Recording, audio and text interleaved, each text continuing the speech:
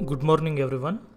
In this class, I'm going to teach you Class 10 Social Science History, Chapter 1 Advent of Europeans to India. ಈ ಚಾಪ್ಟರಲ್ಲಿ ನಿಮಗೆ Europeans first ಯಾವ ರೀತಿ ಇಂಡಿಯಾಗೆ ಬಂದರು, ಬರೋದಕ್ಕೆ ಕಾರಣ ಏನು, ಅಲ್ಲಿಂದ ಹಿಡಿದು ಬಂದ ಮೇಲೆ ಏನೇನಾಯಿತು, ಅದ್ರ ಬೇಸಿಕ್ ಸ್ಟ್ರಕ್ಚರ್ ಬಗ್ಗೆ ನೀವು ಆಲ್ರೆಡಿ ಕತೆಗಳಲ್ಲಿ ಅಲ್ಲಿ ಕೇಳಿರ್ತೀರ. ಬ್ರಿಟಿಷ್ ಅವ್ರು ಬಂದರೆ ಏನಾಯಿತು, ಫ್ರೆಂಚ್ ಅವ್ರು ಬಂದರೆ ಏನಾಯಿತು ಅಂತ. ಅದನ್ನು ಸಿಸ್ಟಮ್ಯಾಟಿಕ್ಕಾಗಿ ನಾವು ಸ್ಟಡಿ ಮಾಡೋಣ. ಮೊದಲನೇದಾಗಿ ನಾವು ಈ ಚಾಪ್ಟರಲ್ಲಿ ಏನೇನು ಕಲಿತೀವಿ ಅಂತ ನೋಡೋಣ. The trade and commerce relationship India had with Europeans.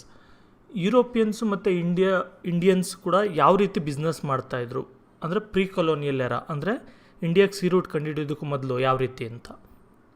Next, arrival of Europeans to India for trade. ಯಾವ ರೀತಿ ಯುರೋಪಿಯನ್ಸ್ ಇಂಡಿಯಾಗೆ ಬಿಸ್ನೆಸ್ ಮಾಡೋಕ್ಕೆ ಅಂತ ಬಂದರು, ವ್ಯಾಪಾರಕ್ಕೆ ಅಂತ. ನೆಕ್ಸ್ಟು ಅವರಿಂದ ಅಲ್ಲಿ ಜಗಳಗಳೇನು ನಡೀತಾ ಇರುತ್ತೆ ಫ್ರೆಂಚ್ ಮತ್ತು ಬ್ರಿಟಿಷ್ ಅವ್ರ ಮಧ್ಯೆ, ಅದರಿಂದ ಇಲ್ಲಿ ಯುದ್ಧಗಳು ನಡೆಯುತ್ತೆ, ಕರ್ನಾಟಿಕ್ ವಾರ್ಸ್ ಅಂತ, ಕರ್ನಾಟಿಕ್ ಯುದ್ಧ ಅಂತ. ಅದ್ರ ಬಗ್ಗೆ ನಾವು ತಿಳ್ಕೊಳ್ಳೋಣ. ಇದ್ರ ಜೊತೆಗೆ ಬೆಂಗಾಲಲ್ಲಿ ನಡೆದಂಥ ಬ್ಯಾಟಲ್ ಆಫ್ ಪ್ಲಾಸಿ ಇರ್ಬೋದು, battle of Buxar, dual government system, ಇದ್ರ ಬಗ್ಗೆ ಎಲ್ಲ ನಾವು ನೋಡೋಣ. ಮತ್ತು ಯಾವ ರೀತಿ ಬ್ರಿಟಿಷ್ ಅವರು ಅಗ್ರೆಸಿವ್ ಆಗಿ ಸ್ಟೆಪ್ ಬೈ ಸ್ಟೆಪ್ ಯಾವ ರೀತಿ ಬೆಳ್ಕೊಂಡು ಇಡೀ ಇಂಡಿಯಾನ ಕಾಂಕೋರ್ ಮಾಡಿಕೊಂಡ್ರು ಅಂತ, ಇನಿಷಿಯಲ್ ಸ್ಟೇಜಸ್ಸಲ್ಲಿ ಏನಾಯಿತು ಅಂತ ಅದ್ರ ಬಗ್ಗೆ ಕೂಡ ನೋಡೋಣ. ನೋಡ್ರಿ, ಇಂಡಿಯಾಗೆ ವಾಸ್ಕೋ ಡ ಗಾಮ ಬರೋದಕ್ಕೂ ಮೊದಲು ಕೂಡ ಇಂಡಿಯಾ ಮತ್ತು ಯುರೋಪ್ ಮಧ್ಯೆ ಟ್ರೇಡ್ ನಡೀತಾ ಇತ್ತು. ಅದೇನು ನಡೀತಾ ಇರಲಿಲ್ಲ ಅಂತೇನಲ್ಲ. There was a great demand for Indian spices like pepper, cardamom, ginger and other spices in Europe. ಇಂಡಿಯಾದಲ್ಲಿ ಬೆಳೀತಾ ಇದ್ದಂಥ ಸ್ಪೈಸಸ್ ಏನಿತ್ತು, ಈ ಪೆಪ್ಪರ್, ಕಾರ್ಡಮಮ್, ಇದು ಶುಂಠಿ ಇರ್ಬೋದು ಮತ್ತು ಕಾಳುಮೆಣಸು, ಈ ಥರ ಮಸಾಲೆ ಪದಾರ್ಥಗಳಿದೆಲ್ಲ, ಇದಕ್ಕೆ ಯುರೋಪಲ್ಲಿ ತುಂಬ ಡಿಮ್ಯಾಂಡ್ ಇತ್ತು. ಯಾಕೆಂದರೆ ಆ ಕಾಲದಲ್ಲಿ ಫ್ರಿಡ್ಜೆಲ್ಲ ಇರಲಿಲ್ಲ. ಊಟನ ಜಾಸ್ತಿ ದಿನ ಇಡಬೇಕು ಅಂದರೆ ಮತ್ತು ಊಟ ಟೇಸ್ಟಿಯಾಗಿರಬೇಕು ಅಂತ ಹೇಳಿದ್ರೆ ಅದಕ್ಕೆ ಸ್ಪೈಸಸ್ ಆ್ಯಡ್ ಮಾಡಬೇಕಿತ್ತು, ಅಥವಾ ಉಪ್ಪು ಆ್ಯಡ್ ಮಾಡಬೇಕಾಗಿತ್ತು. ಉಪ್ಪು ಅಲ್ಲಿ ಸಿಗ್ತಾಯಿತ್ತು, ಆದರೆ ಸ್ಪೈಸಸ್ ತುಂಬ ಶಾರ್ಟೇಜ್ ಇತ್ತು. ಅದಕ್ಕೆ ಇಲ್ಲಿಂದ ಟ್ರೇಡ್ ಮಾಡ್ತಾಯಿದ್ರು. ಮೊದಲು ಯಾವ ರೀತಿ ಬರ್ತಾಯಿದ್ರು ಅಂದರೆ, ಅರಬ್ ಮರ್ಚೆಂಟ್ಸ್ ಏನು ಮಾಡ್ತಾಯಿದ್ರು, ಇಂಡಿಯಾ ಮತ್ತು ಚೈನಾಯಿಂದ ಸಿಲ್ಕ್ ಇರ್ಬೋದು, ಇಂಡಿಯಾದಿಂದ ಸ್ಪೈಸಸ್ ಇರ್ಬೋದು, ಇದನ್ನೆಲ್ಲ ತೊಗೊಂಡು ಕಾನ್ಸ್ಟ್ಯಾಂಟಿನೋಪಲ್ ಅಂತ ಒಂದು ಸಿಟಿ ಇದೆ, ಆ ಸಿಟಿಗೆ ತೊಗೊಂಡು ಹೋಗ್ತಾಯಿದ್ರು. ನಾನು ನಿಮಗೆ ಒಂದು ಮ್ಯಾಪ್ ತೋರಿಸ್ತೀನಿ, ಜಸ್ಟ್ ಎ ಸೆಕೆಂಡ್. ನೋಡಿ, ನಾನು ನಿಮಗೆ ಯಾವ ರೂಟಿಂದ ಟ್ರೇಡ್ ಮಾಡ್ತಾಯಿದ್ರು ಅರಬ್ ಮರ್ಚೆಂಟ್ಸ್ ಅಂತೆಲ್ಲ ಅಂತ ತೋರಿಸ್ತೀನಿ ಅಂದೆ. ನೋಡಿ, ಇದು ಇಂಡಿಯಾ ಇದೆ. ಕಾನ್ಸ್ಟ್ಯಾಂಟಿನೋಪಲ್ ಅಂತ ಹೇಳಿದ್ರೆ ಹೀಗೆ ಲೆಫ್ಟಿಗೆ ಬಂದರೆ ಇಲ್ಲಿ ಬರುತ್ತೆ, ಈ ಜಾಗದಲ್ಲಿ. ಮೊದಲು ಟ್ರೇಡರ್ಸ್ ಎಲ್ಲ ಏನು ಮಾಡ್ತಾಯಿದ್ರು ನೋಡಿ, ಇಂಡಿಯಾ ಮತ್ತು ಚೈನಾಯಿಂದ ಇಲ್ಲಿ ಸಿಲ್ಕ್ ರೋಡ್ ಅಂತ ಬರುತ್ತೆ. ರೋಡ್ ಅಂದರೆ ಬರೀ ಒಂದು ರೋಡ್ ಅಂತೇನಿಲ್ಲ, ಅಲ್ಲಿಂದ ಇಲ್ಲಿಗೆ ಬರೋಕ್ಕೆ ದಾರಿ ಅಂತ. ಈ ಜಾಗದಿಂದ ತಗೊಂಡು ಇದೇ ರೀತಿ ಈ ಕಡೆ ಈ ಡೆಸರ್ಟ್ ಜಾಗ, ಇರಾಕ್ ಕಡೆ ಹೋಗಿ ಇಲ್ಲಿ ಏನು ಕಾನ್ಸ್ಟ್ಯಾಂಟಿನೋಪಲ್ ಅಂತ ಸಿಟಿ ಇದೆ ನೋಡಿ, ಈ ಇಸ್ತಾನ್ಬುಲ್ ಅಂತ ಇದೆಯಲ್ಲ, ಇದೇ ಹಳೆ ಕಾಲದಲ್ಲಿ ಕಾನ್ಸ್ಟ್ಯಾಂಟಿನೋಪಲ್ ಅಂತ ಕರಿತಾಯಿದ್ರು. ಆಮೇಲೆ ಇದನ್ನು ಇಸ್ತಾನ್ಬುಲ್ ಅಂತ ಕರಿತಾ ಇದ್ದಾರೆ. ಈ ಜಾಗಕ್ಕೆ ಅವರು ತೊಗೊಂಡೋಗ್ತಾಯಿದ್ರು. ನೋಡಿ ಎಷ್ಟು ದೂರ ತೊಗೊಂಡೋಗ್ತಾಯಿದ್ರು ಅಂತ. ಇದನ್ನೆಲ್ಲ ಲ್ಯಾಂಡ್ ಮೇಲೆ ಮತ್ತು ಅಲ್ಲಿ ಇಲ್ಲಿ ಚಿಕ್ಕ ಪುಟ್ಟ ಸಮುದ್ರದಾಸಿ ಕೂಡ ತೊಗೊಂಡೋಗ್ತಾಯಿದ್ರು. ಇಲ್ಲಿಂದ ಇಲ್ಲಿವರೆಗೂ ತೊಗೊಂಡೋಗಿ ಇಲ್ಲಿ ಮಾರ್ತಾಯಿದ್ರು ಅಂತ. ಅಲ್ಲಿಂದ ಏನು ನಡೀತಾ ಇತ್ತು, ಇಟಾಲಿಯನ್ ಮರ್ಚೆಂಟ್ಸ್ ಅಂದರೆ ಇಲ್ಲಿದೆ ನೋಡಿ, ಇಟಲಿ ಅಂದರೆ ಇಲ್ಲಿ ಬರುತ್ತೆ, ಇಲ್ಲಿ ಕಾನ್ಸ್ಟ್ಯಾಂಟಿನೋಪಲ್, ಇಲ್ಲಿ ಇಟಲಿ. ಈ ಜಾಗದಲ್ಲಿದ್ದಂಥ ಕೆಲವು ಮರ್ಚೆಂಟ್ಸ್, ಈ ಜಾಗದಲ್ಲಿ ವೆನ್ನಿಸ್ ಅಂತ ಬರುತ್ತೆ, ಇಲ್ಲಿ ಅದು ಮ್ಯಾಪಲ್ಲಿ ತೋರಿಸ್ತಾ ಇಲ್ಲ, ಆ ಜಾಗದವರೆಲ್ಲ ಬಂದು ಇಲ್ಲಿ ಪರ್ಚೇಸ್ ಮಾಡ್ಕೊಂಡು ಹೋಗಿ ಕಾನ್ಸ್ಟ್ಯಾಂಟಿನೋಪಲ್ಲಿಂದ ಬೇರೆ ಬೇರೆ ಯುರೋಪಿಯನ್ ಕಂಟ್ರೀಸ್ಗೆಲ್ಲ ಡಿಸ್ಟ್ರಿಬ್ಯೂಟ್ ಮಾಡ್ತಾಯಿದ್ರು, ಈ ಜಾಗಕ್ಕೆಲ್ಲ ಡಿಸ್ಟ್ರಿಬ್ಯೂಟ್ ಮಾಡ್ತಾಯಿದ್ರು. ಈ ಕಾರಣದಿಂದ ಕಾನ್ಸ್ಟ್ಯಾಂಟಿನೋಪಲ್ ಅನ್ನೋದು ತುಂಬ ಇಂಪಾರ್ಟೆಂಟ್ ಸಿಟಿ ಆಗಿರುತ್ತೆ, ಮತ್ತು ಇದನ್ನು ಗೇಟ್ ಆಫ್ ಯುರೋಪಿಯನ್ ಟ್ರೇಡ್ ಅಂತ ಕೂಡ ಕರಿತಾ ಇರ್ತಾರೆ. ಈ ಅರೇಂಜ್ಮೆಂಟಲ್ಲಿ ಅರೇಬಿಯನ್ ಮರ್ಚೆಂಟ್ಸ್ ಇಂಡಿಯಾದಿಂದ ಅಥವಾ ಚೈನಾದಿಂದ ಏನು ಟ್ರೇಡ್ ಬರ್ತಾಯಿತ್ತು, ಅಥವಾ ಬೇರೆ ಏಷ್ಯನ್ ಕಂಟ್ರೀಸಿಂದ ಏನು ಟ್ರೇಡ್ ಹೋಗ್ತಾಯಿತ್ತು, ಬಿಸ್ನೆಸ್ ಆಗ್ತಾಯಿತ್ತು, ಅದೆಲ್ಲದಕ್ಕೂ ಕೂಡ ಅರಬ್ ಮರ್ಚೆಂಟ್ಸೇ ಮಾಡ್ತಾಯಿದ್ರು. ಯಾವುದೇ ಕಾರಣಕ್ಕೂ ಕ್ರಿಸೆಂಡಮಿಂದ ಅಥವಾ ಯುರೋಪಿಯನ್ಸ್ ಈ ಕಡೆ ಬರ್ತಿರಲಿಲ್ಲ.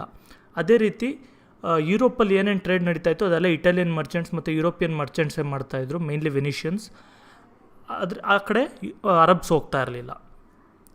ಇಲ್ಲಿ ಏನು ನಡೀತಾ ಇತ್ತು ಅಂತೇಳಿದ್ರೆ, ಈ ಇಟಾಲಿಯನ್ ಮರ್ಚೆಂಟ್ಸ್ಗೆಲ್ಲ ತುಂಬ ಪ್ರಾಫಿಟ್ ಜಾಸ್ತಿ ಬರ್ತಾ ಇರುತ್ತೆ, ತುಂಬ ಒಳ್ಳೆ ದುಡ್ಡು ಮಾಡ್ತಾ ಇರ್ತಾರೆ ಆ ಟೈಮಲ್ಲಿ. ಇದೆಲ್ಲದಕ್ಕೂ 1453ರಲ್ಲಿ ಒಂದು ಟ್ವಿಸ್ಟ್ ಸಿಗುತ್ತೆ. ಏನು ಅಂತೇಳಿದ್ರೆ, ಈ ಕಾನ್ಸ್ಟ್ಯಾಂಟಿನೋಪಲ್ ಸಿಟಿ ಬಗ್ಗೆ ನಾನು ಒಂದು ಸ್ವಲ್ಪ ಎಕ್ಸ್ಪ್ಲೈನ್ ಮಾಡ್ತೀನಿ, ಮ್ಯಾಪಲ್ಲಿ ಎಕ್ಸ್ಪ್ಲೈನ್ ಮಾಡ್ತೀನಿ, ಜಸ್ಟ್ ಎ ಸೆಕೆಂಡ್.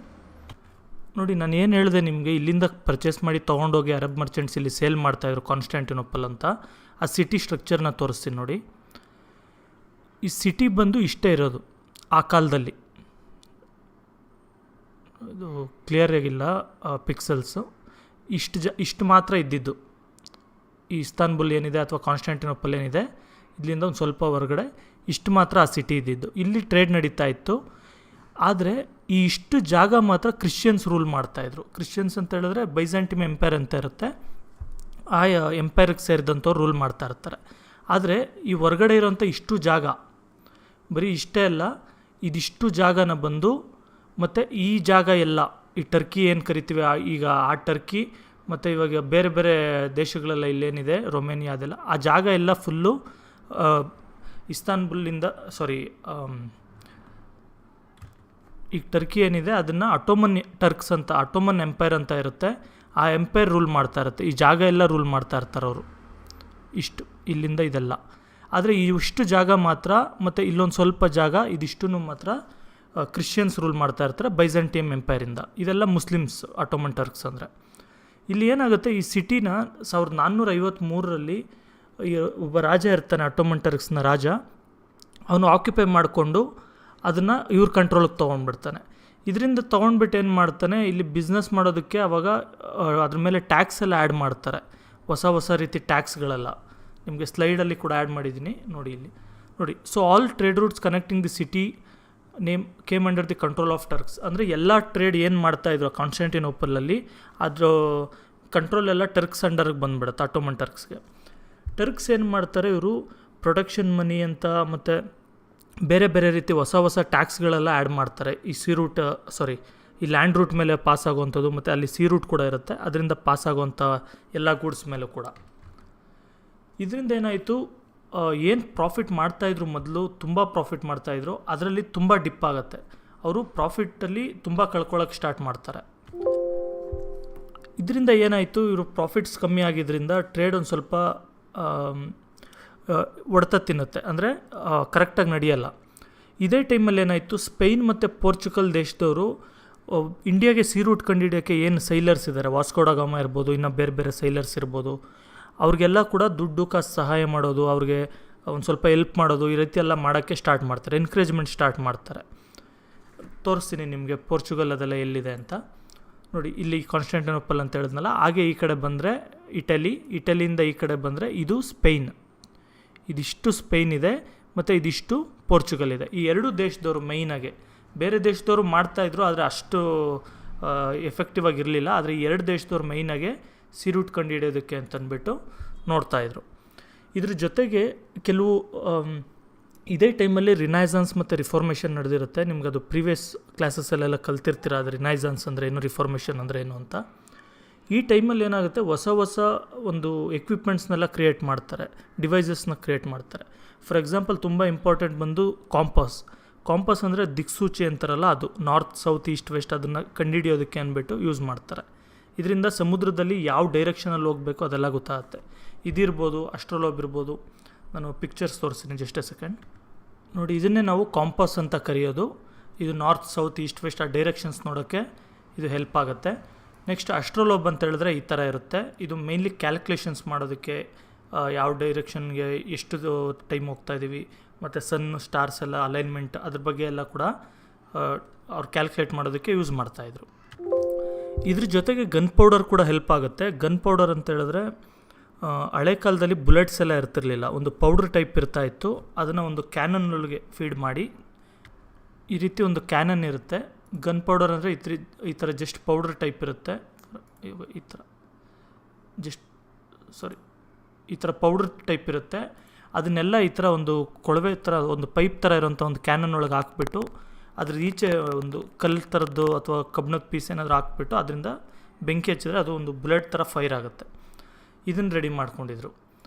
ಏನಕ್ಕಿದು ಅಂತ ಹೇಳಿದ್ರೆ ನೋಡಿ, ಸಮುದ್ರದಲ್ಲಿ ಶಿಪ್ಪೆಲ್ಲ ಹೋಗೋವಾಗ ಕಳ್ಳರೆಲ್ಲ ಬಂದು, ಪೈರೇಟ್ಸ್ ಅಂತ ಕರೀತಾರೆ, ಕಳ್ಳರು ಮೇನ್ಲಿ, ಇವರೆಲ್ಲ ಬಂದು ಶಿಪ್ನ ಅಟ್ಯಾಕ್ ಮಾಡಿಬಿಟ್ಟು ಅಲ್ಲಿರೋವಂಥದ್ದನ್ನೆಲ್ಲ ಕದ್ಕೊಂಡು ಹೋಗ್ಬಿಡೋದು ಅದೆಲ್ಲ ಮಾಡ್ತಾ ಇರ್ತಾರೆ. ಅದನ್ನು ತಡೆಯೋದಕ್ಕೆ ಈ ಗನ್ ಪೌಡರ್ ಬಂದ ಮೇಲೆ ಸೇಫ್ಟಿ ಒಂದು ಸ್ವಲ್ಪ ಜಾಸ್ತಿ ಆಯಿತು. ನಿಮಗೆ ಇಲ್ಲಿ ಕಾನ್ಸ್ಟಾಂಟಿನೋಪಲ್ ಬಿದ್ದಿದ್ರ ಒಂದು ವಿಡಿಯೋ ಇದೆ, ಅದು ವಿಡಿಯೋನ ನಿಮ್ಗೊಂದು ಸ್ವಲ್ಪ ಟ್ರೈಲರ್ ತೋರಿಸ್ತೀನಿ. ನೀವು ಆಮೇಲೆ ಬೇಕಾದರೆ ಈ ವಿಡಿಯೋ ಲಿಂಕ್ ಡಿಸ್ಕ್ರಿಪ್ಷನಲ್ಲಿರುತ್ತೆ, ಅದನ್ನು ಫುಲ್ ನೋಡಿದ್ರೆ ಯಾವ ರೀತಿ ಕಾನ್ಸ್ಟಾಂಟಿನೋಪಲ್ ಅನ್ನೋ ಸಿಟಿ ಒಂದು ಆಟೋಮನ್ ಟರ್ಕ್ಸ್ ಅಂಡರ್ಗೆ ಬಂತು ಅಂತ ನಿಮಗೆ ಗೊತ್ತಾಗುತ್ತೆ. Begins preparations for the taking expansion and future of his empire.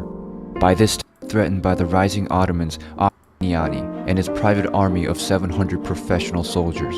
His arrival was a welcome concentrated most of the defenders there. On April, concentrated fire on one part of the wall at the Day 31, a massive assault. ಈ video link ಡಿಸ್ಕ್ರಿಪ್ಷನಲ್ಲಿ ಇರುತ್ತೆ, ನೀವು ನೋಡಿಬಿಟ್ಟು ಬೇಕು ಅಂತ ಹೇಳಿದ್ರೆ full video ನೋಡಿದ್ರೆ ನಿಮಗೆ ಕಾನ್ಸ್ಟಾಂಟಿನೋಪಲ್ನ ಸಿಟಿ ಯಾವ ರೀತಿ ಬಿತ್ತು ಅದ್ರ ಬಗ್ಗೆ ಕ್ಲಿಯರ್ ಐಡಿಯಾ ನಿಮಗೆ ಸಿಗುತ್ತೆ. Next section of the video, sea route to India. ಈಗ ಯಾವ ರೀತಿ ಸಿ ರೂಟ್ ಕಂಡುಹಿಡಿದ್ರು ಇಂಡಿಯಾಗೆ ಅಂತ ನೋಡಿ. ವಾಸ್ಕೋಡ ಗಾಮ ಅಂತ ಒಬ್ಬ ವ್ಯಕ್ತಿ ಇರ್ತಾನೆ, ಪೋರ್ಚುಗೀಸ್ ವ್ಯಕ್ತಿ. ಇವನು ಪೋರ್ಚುಗಲ್ನ, ಇಲ್ಲಿ ಬರುತ್ತೆ ಪೋರ್ಚುಗಲ್ ಅಂದರೆ ಈ ಸ್ಟಾರ್ ಇದೆಯಲ್ಲ ಇದು ಲಿಸ್ಬನ್ ಅಂತ, ಈ ಜಾಗದಿಂದ ಶಿಪ್ಪಲ್ಲಿ ಹೊರಟುಬಿಟ್ಟು ಆಫ್ರಿಕಾನ ಸುತ್ತಾಡ್ಕೊಂಡು ನೋಡಿ ಈ ರೀತಿ ಆಫ್ರಿಕಾನ ಸುತ್ತಾಕ್ಕೊಂಡು ಈ ಸೈಡ್ ಹಾಸಿ ಇಂಡಿಯಾಗೆ ಬಂದು ಕಾಲಿಕಟ್ ಅಂತ ಒಂದು ಜಾಗ ಇರುತ್ತೆ, ಕಪ್ಪಾಡು ಅಂತ, ಆ ಜಾಗದಲ್ಲಿ ಕೇರಳದ ಹತ್ರ ಇದೆ ಅದು, ಆ ಜಾಗಕ್ಕೆ ಬಂದು ಸೇರ್ತಾನೆ 1498. This sea route continued to be the trade route between India and Europe for many years. ಈಗ ಏನು ಒಂದು ರೂಟ್ ಕಟ್ಟಾಗ್ಬಿಟ್ಟಿತ್ತು ಯುರೋಪಿಯನ್ಸ್ಗೆ ಇಂಡಿಯಾಗೆ ಮತ್ತು ಚೈನಾಗೆ ಬರೋದಕ್ಕೆ, ಅದು ಒಂದು ಸ್ವಲ್ಪ ಪೋರ್ಚುಗೀಸ್ ಅಂಡರ್ಗೆ ಬಂತು. ಅಂದರೆ ಇವರು ಸಿ ರೂಟ್ ಸಮುದ್ರನ ಯೂಸ್ ಮಾಡಿಕೊಂಡು ಟ್ರೇಡ್ ಮಾಡೋಕ್ಕೆ ಸ್ಟಾರ್ಟ್ ಮಾಡಿದ್ರು. ಈ ಥರ ಪೋರ್ಚುಗೀಸ್ ಮೊದಲು ಇಂಡಿಯಾಗೆ ಬಂದು ಟ್ರೇಡ್ನ ರೀಎಸ್ಟಾಬ್ಲಿಷ್ ಮಾಡ್ತಾರೆ. ಈಗ ಇಂಡಿಯಾಗೆ ಬರೀ ಪೋರ್ಚುಗೀಸ್ ಮಾತ್ರ ಬರಲ್ಲ, ಮೊದಲನೇದಾಗಿ ಪೋರ್ಚುಗೀಸ್ ಬಂದರೂ ಕೂಡ ಆಮೇಲೆ ಫ್ರೆಂಚ್ ಅವರು, ಡಚ್ ಅವರು, ಇಂಗ್ಲೀಷ್ ಅವರು, ಈ ಥರ ಸುಮಾರು ಜನ ಇಂಡಿಯಾಗೆ ಬರ್ತಾರೆ. ಅದ್ರ ಬಗ್ಗೆ ಈಗ ಯಾರ್ಯಾರು ಮೇನ್ ಪ್ಲೇಯರ್ಸ್ ಯಾರಿದ್ರು ಇಂಡಿಯಾದಲ್ಲಿ ಇಂಡಿಯಾಗೆ ಬಂದಂಥ ಯುರೋಪಿಯನ್ಸ್ ಯಾರಿದ್ರು ಅವ್ರ ಬಗ್ಗೆ ನಾವು ಒಂದೊಂದೇ ತಿಳ್ಕೊಳ್ತಾ ಹೋಗೋಣ. ಪೋರ್ಚುಗೀಸ್ ಮೊದಲು ಬರ್ತಾರೆ. ಪೋರ್ಚುಗೀಸ್ ಅಂತ ಹೇಳಿದ್ರೆ ಇಂಡಿಯನ್ ಅನ್ನೋ ಥರ, ಪೋರ್ಚುಗಲ್ ಅಂದರೆ ದೇಶ, ಪೋರ್ಚುಗೀಸ್ ಅಂದರೆ ಆ ಪೋರ್ಚುಗಲಲ್ಲಿ ಇರೋಂಥ ಜನ, ಇಂಡಿಯನ್ಸ್ ಥರ. ಪೋರ್ಚುಗೀಸೇ ಮೊದಲು ಇಂಡಿಯಾಗೆ ಬರ್ತಾರೆ ಮತ್ತು ಲಾಸ್ಟ್ಗೂ ಹೊರಡೋದು ಅವರೇ. ನಮ್ಗೆ ಇಂಡಿಪೆಂಡೆನ್ಸ್ ಬಂದು ಸುಮಾರು ವರ್ಷ ಆದಮೇಲೂ ಕೂಡ ಗೋವಾ ಪೋರ್ಚುಗೀಸ್ ಅಂಡರಲ್ಲೇ ಇರುತ್ತೆ, ಅವ್ರಿಗೆ ಆಮೇಲೆ ಇಂಡಿಪೆಂಡೆನ್ಸ್ ಬರೋದು. ನೋಡಿ ಇನ್ನೊಂದು ಇಂಪಾರ್ಟೆಂಟ್ ಫ್ಯಾಕ್ಟ್ ಏನಂತ ಹೇಳಿದ್ರೆ, ಗೋವಾದಲ್ಲಿ ಹುಟ್ಟುವಂಥ ಕೆಲವರಿಗೆ ಪೋರ್ಚುಗೀಸ್ ಸಿಟಿಸನ್ಶಿಪ್ ಕೂಡ ಇರುತ್ತೆ, ಪೋರ್ಚುಗಲ್ನ ಸಿಟಿಸನ್ಶಿಪ್ ಕೂಡ ಇರುತ್ತೆ. ಅಂದರೆ ಅವರು ಇಂಡಿಯಾ ನಾಗರಿಕರು ಹೌದು, ಪೋರ್ಚುಗಲ್ ನಾಗರಿಕರು ಹೌದು. ಅದೇ ಥರ ಈಗಲೂ ನಡ್ಕೊಂಬಂದಿದೆ. ನೋಡಿ ವಾಸ್ಕೋಡ ಗಾಮ ಇಂಡಿಯಾಗೆ ಬಂದಾದಮೇಲೆ ಸ್ವಲ್ಪ ದಿನ ಆದಮೇಲೆ ಪೋರ್ಚುಗೀಸ್ ವೈಸ್ರಾಯ್ ಇರ್ತಾರೆ, ಫ್ರಾನ್ಸಿಸ್ಕೋ ಡಿ ಅಲ್ಮೇಡಿಯಾ ಅಂತೇಳ್ಬಿಟ್ಟು, ಅವನು ಇಂಡಿಯಾಗೆ ಬರ್ತಾನೆ. ಈ ಫ್ರಾನ್ಸಿಸ್ಕೋ ಏನು ಮಾಡ್ತಾನೆ, ಬ್ಲೂ ವಾಟರ್ ಪಾಲಿಸಿ ಅಂತ ಮಾಡ್ತಾನೆ. ಎಷ್ಟು ಸಿಂಪಲ್ ಏನಂತ ಹೇಳಿದ್ರೆ, ನಿಮಗೆ ನೋಡಿ ನಾರ್ಮಲಾಗೆ ರಾಜರು ಇರ್ಬೋದು, ಯಾರಾದರೂ ಎಂಪೈರ್ ಇರ್ಬೋದು, ಅವರು ಲ್ಯಾಂಡ್ನ ಕಂಟ್ರೋಲ್ ಮಾಡ್ತಾರೆ. ಓಕೆ, ನನಗೆ ಈ ಊರು ನಂದು ಅಂತ. ಆದರೆ ಸಮುದ್ರಕ್ಕೆ ಯಾರೂ ಅಷ್ಟು ಹೋಗ್ತಾ ಇರಲಿಲ್ಲ, ಸಮುದ್ರದಲ್ಲಿ ಜಸ್ಟ್ ಟ್ರಾವೆಲ್ ಮಾಡೋಕ್ಕೆ ಯೂಸ್ ಮಾಡ್ತಾಯಿದ್ರು ಅಷ್ಟೇ. ಫ್ರಾನ್ಸಿಸ್ಕೋ ಏನು ಮಾಡ್ತಾನೆ, ಬ್ಲೂ ವಾಟರ್ ಪಾಲಿಸಿ ಅಂತ ತಂದುಬಿಟ್ಟು ಇವನು ಲ್ಯಾಂಡ್ನ ಕಂಟ್ರೋಲ್ ಮಾಡಲ್ಲ, ಸಮುದ್ರನ ಕಂಟ್ರೋಲ್ ಮಾಡ್ತಾನೆ. ಯಾಕೆ ಅಂತ ಹೇಳಿದ್ರೆ, ನೋಡಿ ಮ್ಯಾಪ್ ತೋರಿಸ್ತೀನಿ. ನೋಡಿ ಏನೇ ಟ್ರೇಡ್ ಹೋಗ್ಬೇಕಂದ್ರೂ ಕೂಡ ಲ್ಯಾಂಡ್ ರೂಟಲ್ಲಿ ಹೋಗೋಕ್ಕಾಗಲ್ಲ, ಯಾಕಂದರೆ ನಿಮ್ಗೆ ಮೊದಲೇ ಗೊತ್ತಿರೋಂಗೆ ಕಾನ್ಸ್ಟಾಂಟಿನೋಪಲ್ ಇಶ್ಯೂ ಅದೆಲ್ಲ ಇದೆ. ಸಮುದ್ರದಲ್ಲೇ ಹೋಗಬೇಕು ಅಂದರೆ ಇವ್ರು ಪೋರ್ಚುಗೀಸ್ ಶಿಪ್ಗಳೆಲ್ಲ ಇವ್ರಿಗೆ ಸೆಕ್ಯೂರಿಟಿ ಥರ ಇರುತ್ತೆ. ನೀವು ಯಾವ ರೀತಿ ಹೋಗ್ಬೇಕಂದ್ರೂ ಇವ್ರಿಗೆ ಟ್ಯಾಕ್ಸ್ ಕಟ್ಟೋದಿರ್ಬೋದು ಅಥವಾ ಪ್ರಾಫಿಟಲ್ಲಿ ಶೇರ್ ಕೊಡೋದಿರ್ಬೋದು, ಆ ರೀತಿ ಮಾಡಿಕೊಂಡೇ ಹೋಗ್ಬೇಕಾಗತ್ತೆ. ಅದಕ್ಕೆ ಇವನು ಬಂದು ಬ್ಲೂ ವಾಟರ್ ಪಾಲಿಸಿ ತಂದು ಫುಲ್ ಸಮುದ್ರನ ಇವನು ಕಂಟ್ರೋಲಿಂಗ್ ಮಾಡ್ಕೊತಾನೆ, ತುಂಬ ದೊಡ್ಡ ಶಿಪ್ಸ್ ಎಲ್ಲ ತಂದುಬಿಟ್ಟು. ಮತ್ತು ಬರೀ ಬ್ಲೂ ವಾಟರ್ ಪಾಲಿಸಿ ಅಂದ್ರೆ ಬರೀ ವಾಟರ್ ಮಾತ್ರ ಅಲ್ಲ, ಅಲ್ಲಲ್ಲಿ ಇವರು ಒಂದು ಚಿಕ್ಕ ಊರುಗಳನ್ನ ತೊಗೊಂಡು ಅಲ್ಲಿ ಪೋರ್ಟ್ ಎಸ್ಟಾಬ್ಲಿಷ್ ಮಾಡ್ತಾರೆ ರೀಸಪ್ಲೈ ಮಾಡೋಕ್ಕೆ. ಅಂದರೆ ಊಟ ಖಾಲಿ ಆದರೆ ಊಟಕ್ಕೆ, ನೀರು ಖಾಲಿ ಆದರೆ ನೀರು ತೊಗೊಳಕ್ಕೆ, ಅದಕ್ಕೆ ಅಂದ್ಬಿಟ್ಟು ಕೆಲವು ಏರಿಯಾ ತೊಗೊಳ್ತಾರೆ ರಾಜರ ಹತ್ರದಿಂದ. ಆದರೆ ಮೈನಾಗೆ ಸಮುದ್ರನ ಇವನು ಕಂಟ್ರೋಲ್ ಮಾಡ್ತಾನೆ. ಫ್ರಾನ್ಸಿಸ್ಕೋ ಇಂಡಿಯಾದಿಂದ ವಾಪಸ್ ಹೋದ್ಮೇಲೆ ಆಲ್ಫೋನ್ಸೋ ಡಿ ಆಲ್ಬುಕರ್ಕಿ ಅನ್ನೋಂಥ ವ್ಯಕ್ತಿ ಬರ್ತಾನೆ. ಇವನ್ನೇ ನಾವು ಮೊದಲು ಪೋರ್ಚುಗೀಸ್ ಎಂಪೈರ್ನ ಫೌಂಡರ್ ಅಂತ ಕರೆಯೋದು ಇಂಡಿಯಾದಲ್ಲಿ. ಯಾಕಂದರೆ ಪೋರ್ಚುಗೀಸ್ ಅವ್ರದ್ದು ಏನು ಬಂದು ಬಿಸ್ನೆಸ್ ಮಾಡ್ತಾಯಿದ್ರು ಮೊದಲು, ಆ ಬಿಸ್ನೆಸ್ನ ಬಿಟ್ಟು ಲ್ಯಾಂಡ್ನ ಆಕ್ಯುಪೈ ಮಾಡ್ಕೊಳ್ಳೋದಕ್ಕೆ ಮೊದಲು ಸ್ಟಾರ್ಟ್ ಮಾಡಿದ್ದು ಈ ಆಲ್ಫೋನ್ಸೋ ಡಿ ಆಲ್ಬುಕರ್ಕಿ ಅನ್ನೋಂಥ ವ್ಯಕ್ತಿ. ಅದಕ್ಕೆ ಇವನ್ನ founder of Portuguese empire in India ಅಂತ ಕರಿತೀವಿ. ನೋಡಿ ಇವನೇನು ಮಾಡ್ತಾನೆ, ಬಿಜಾಪುರ್ ಸುಲ್ತಾನಿಂದ ಗೋವಾ ಅಂತ ಒಂದು ಜಾಗ ಇದೆ, ಈಗೂ ಗೋವಾ ಇದೆಯಲ್ಲ, ಆ ಜಾಗನ ಇವನು ಆಕ್ಯುಪೈ ಮಾಡ್ಕೊತಾನೆ. ಇದು ನಡೆಯೋದು ಬಂದು 1510 1510 ಇಸ್ವಿಯಲ್ಲಿ. ಆಮೇಲೆ ಬಂದು ಇದು ದೊಡ್ಡ ಅಡ್ಮಿನಿಸ್ಟ್ರೇಟಿವ್ ಸೆಂಟರ್ ಆಗುತ್ತೆ ಪೋರ್ಚುಗೀಸ್ಗೆ. ಅಂದರೆ ಬಿಸ್ನೆಸ್ ಏನೇನು ನಡಿಬೇಕು ಅಂದರೂ ಒಂದು ಹೆಡ್ ಕ್ವಾರ್ಟರ್ಸ್ ಥರ ಕ್ರಿಯೇಟ್ ಆಗುತ್ತೆ. ಪೋರ್ಚುಗೀಸ್ ಏನು ಮಾಡ್ತಾರೆ, ಇವರು ಇಂಡಿಯಾಗೆ ಬಂದ ಮೇಲೆ ಬೇರೆ ಯಾರೂ ಇರೋ ಕಾಂಪಿಟೇಷನ್ ಇರಲ್ಲ. ಅಂದರೆ ಯುರೋಪಲ್ಲಿ ಏನು ಸ್ಪೈಸಸ್ ಸೇಲ್ ಆಗ್ತಾ ಇರುತ್ತೆ ಅದೆಲ್ಲ ಕೂಡ ಪೋರ್ಚುಗೀಸ್ ಕೂಡ ಇಂದನೇ ಹೋಗುತ್ತೆ. ಆಲ್ಮೋಸ್ಟ್ ಒಂದು 98-100 ವರ್ಷ ಇವರು ಪೋರ್ಚುಗೀಸ್ ಒಬ್ಬರೇ ಬಿಸ್ನೆಸ್ ಮಾಡ್ತಾ ಇರ್ತಾರೆ. ಎಲ್ಲ ಪ್ರಾಫಿಟ್ಗಳು ಕೂಡ ಇವ್ರಿಗೆ ಸಿಗ್ತಾ ಇರುತ್ತೆ. ಆದರೆ ಏನಾಗುತ್ತೆ, ಸ್ವಲ್ಪ ವರ್ಷಗಳಾದ ಮೇಲೆ ಒಂದು ಇವ್ರ ಮೊನೊಪೊಲಿ ಎಂಡ್ ಆಗುತ್ತೆ. ಆಮೇಲೆ ಇಂಗ್ಲೀಷವರು ಮತ್ತು ಫ್ರೆಂಚವರು ಕೂಡ ಇಂಡಿಯಾಗೆ ಸಮುದ್ರದಾಚೆ ಬರ್ತಾರೆ. ಬಂದು ಅವ್ರು ಇವ್ರ ಕಾಂಪಿಟೇಷನ್ ತುಂಬ ಕೊಡ್ತಾರೆ. ಅದರಿಂದ ಪೋರ್ಚುಗೀಸ್ ಅಷ್ಟು ನಮಗೆ ಒಂದು ಲ್ಯಾಂಡ್ನ ಆಕ್ಯುಪೈ ಮಾಡ್ಕೊಳ್ಳೋಕ್ಕೆ ಆಗಲಿಲ್ಲ. ನೆಕ್ಸ್ಟ್ ಬಂದು ಪೋರ್ಚುಗೀಸ್ ಬಂದಾದಮೇಲೆ ಡಚ್ ಅಂತ ಬರ್ತಾರೆ. ಡಚ್ ಅಂದರೆ ಜನಗಳು, ಇಂಡಿಯನ್ಸ್ ಥರ. ಈ ಡಚ್ದು ದೇಶ ಯಾವುದು ಅಂತ ಹೇಳಿದ್ರೆ, ಇವರು ಡಚ್ ಅವ್ರದ್ದು ಹಾಲೆಂಡ್ಸ್ ಅಂತ ಕರಿತೀವಿ.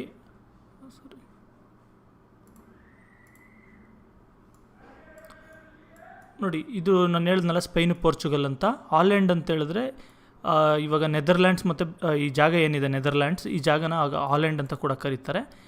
ಈ ಜಾಗದಿಂದ ಇಲ್ಲಿಂದ ಬಂದು ಅವರು ಸಮುದ್ರದಾಚೆ ಬಂದು ಬಿಸ್ನೆಸ್ ಮಾಡ್ತಾ ಇರ್ತಾರೆ ಇಂಡಿಯಾ ಜೊತೆ. ಈ ಡಚ್ 1602 ಏನು ಮಾಡ್ತಾರೆ, ಯುನೈಟೆಡ್ ಈಸ್ಟ್ ಇಂಡಿಯಾ ಕಂಪನಿ ಅಂತ.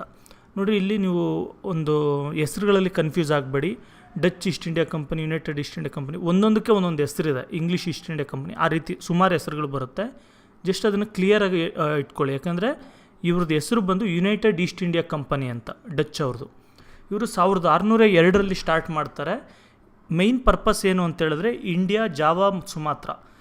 ಜಾವಾ, ಸುಮಾತ್ರ ಅಂದರೆ ಈಗ ಇಂಡೋನೇಷ್ಯಾ, ಸಿಂಗಾಪುರ್ ಆ ಜಾಗಗಳಿದೆಯಲ್ಲ, ಆ ಜಾಗಗಳ ಜೊತೆ ಮತ್ತು ಇಂಡಿಯಾ ಜೊತೆ ಬಿಸ್ನೆಸ್ ಮಾಡೋಕ್ಕೆ ಅಂತ ಈ ಕಂಪನಿ ಎಸ್ಟಾಬ್ಲಿಷ್ ಮಾಡ್ತಾರೆ. ಇಲ್ಲಿ ಕಂಪನಿ ಅಂತ ಹೇಳ್ತೀನಿ. ಇದರಲ್ಲಿ ಏನು ಕಂಪನಿ ಅಂತ ಹೇಳಿದ್ರೆ, ನೋಡಿ, ಬ್ರಿಟಿಷ್ ಇರ್ಬೋದು, ಫ್ರೆಂಚ್ ಇರ್ಬೋದು, ಯಾರೇ ಇರ್ಬೋದು, ಮೈನ್ಲಿ ಡಚ್ ಮತ್ತು ಇಂಗ್ಲೀಷ್ ಅವರು ಅಥವಾ ಬ್ರಿಟಿಷ್ ಅವರು, ಇವರು ಇಂಡಿಯಾಗೆ ಬಂದಿದ್ದು ಗೌರ್ಮೆಂಟ್ ಅವ್ರು ಬರಲಿಲ್ಲ. ಇಂಡಿಯಾಗೆ ಒಂದು ಕಂಪನಿ ಬಂದಿದ್ದು. ಈಗ ಫಾರ್ ಎಕ್ಸಾಂಪಲ್ ನಾವು ಇಲ್ಲಿ ರಿಲಯನ್ಸ್ ಇದೆ, ಟಾಟಾ ಇದೆ ಅಂತ ಕಂಪ್ನಿ ಹೇಳ್ತೀವಲ್ಲ, ಆ ರೀತಿ ಒಂದು ಕಂಪ್ನಿಯವರು ಬಿಸ್ನೆಸ್ ಮಾಡ್ತೀವಿ ಅಂತ ಇಂಡಿಯಾಗೆ ಬಂದಿದ್ದು. ಇವರು ಅಲ್ಲಿಂದ ಆರ್ಮಿ ಎಲ್ಲ ಕರ್ಕೊಂಡು ಅಟ್ಯಾಕ್ ಮಾಡಿ ಜಾಗ ಆಕ್ಯುಪೈ ಮಾಡ್ಕೊಳ್ಳೋಕ್ಕೆ ಅಂತ ಬಂದಿದ್ದಲ್ಲ.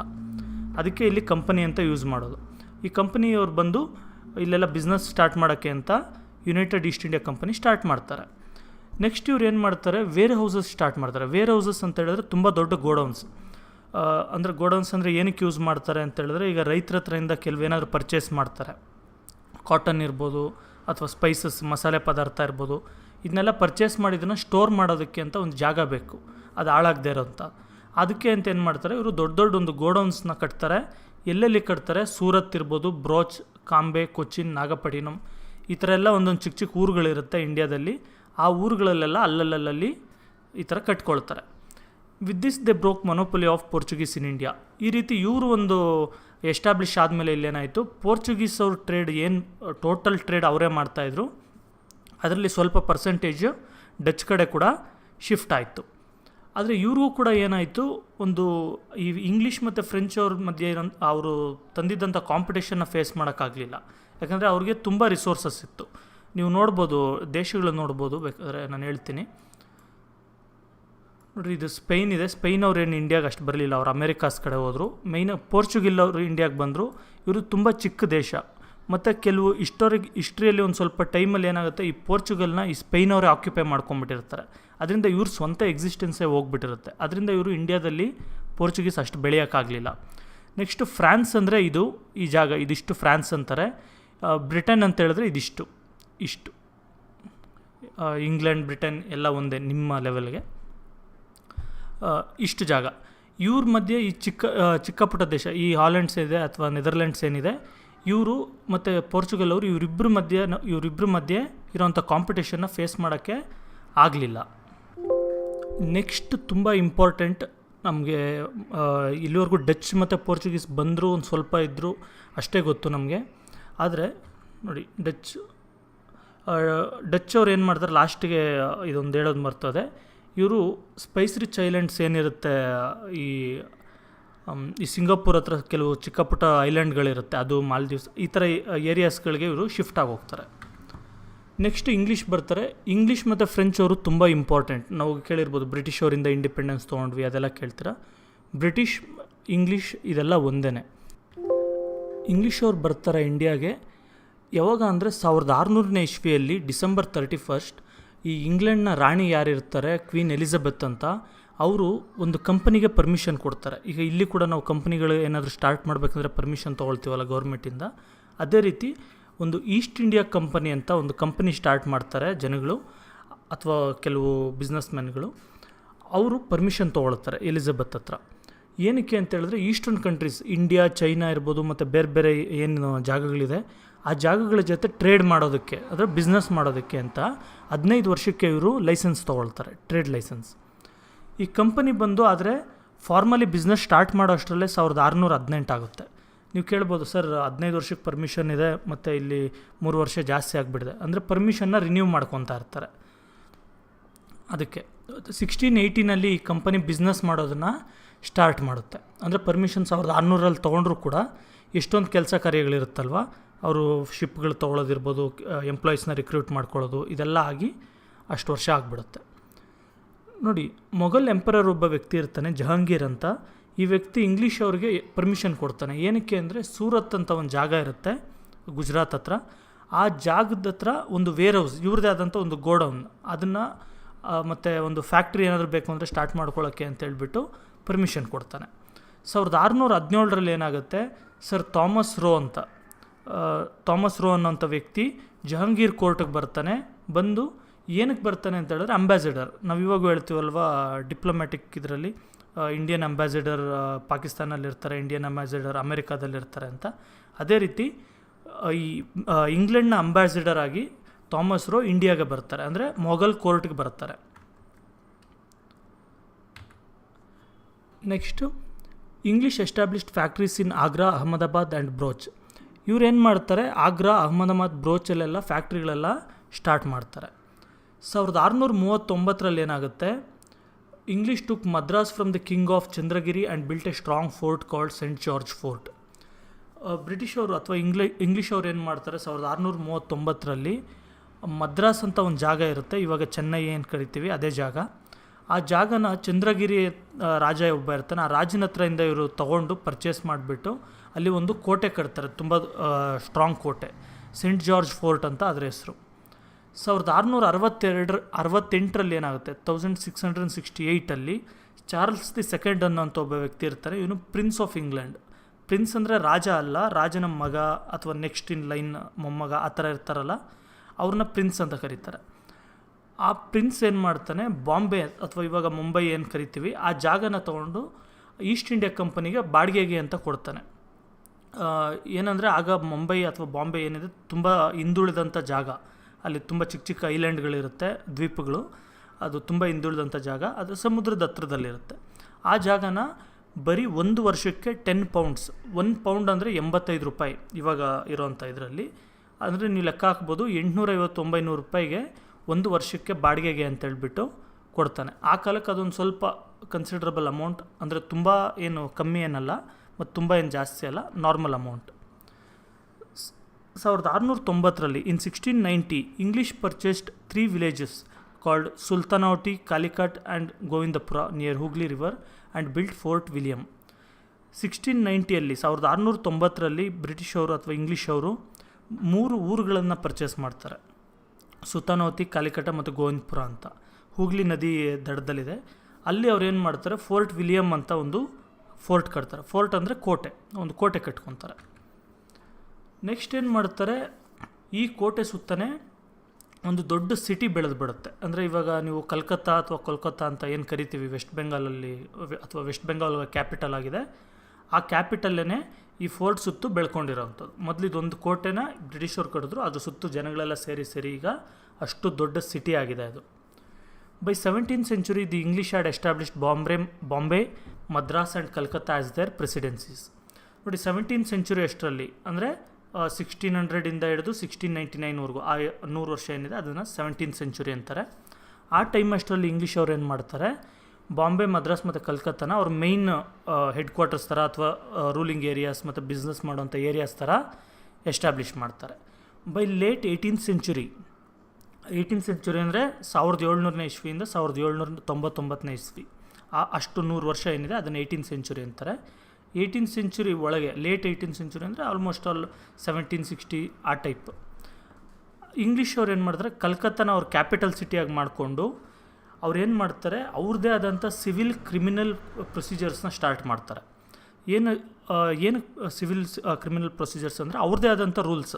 ಅಂದರೆ ಈ ಕೋಟೆ ಅಥವಾ ಆ ಸಿಟಿ ಏನಿದೆ ಆ ಸಿಟಿ ಒಳಗೆ ಅವ್ರ ಕಂಟ್ರೋಲಲ್ಲಿರೋಂಥ ಏರಿಯಾ ಒಳಗೆ ನಮ್ಮ ಇಂಡಿಯಾ ರೂಲ್ಸ್ ಏನೂ ವರ್ಕ್ ಆಗೋಲ್ಲ, ಅವ್ರದ್ದೇ ಸಪ್ರೇಟ್ ರೂಲ್ ವರ್ಕ್ ಆಗುತ್ತೆ ಅಂತ. ಅವ್ರದ್ದು ಇಂಗ್ಲೀಷ್ ಅವ್ರದ್ದು ಏನು ರೂಲ್ ಮಾಡ್ಕೊಂಡಿರ್ತಾರೆ ಅಥವಾ ಆ ರೂಲ್ ಮಾತ್ರ ವರ್ಕ್ ಆಗುತ್ತೆ ಅಂತ.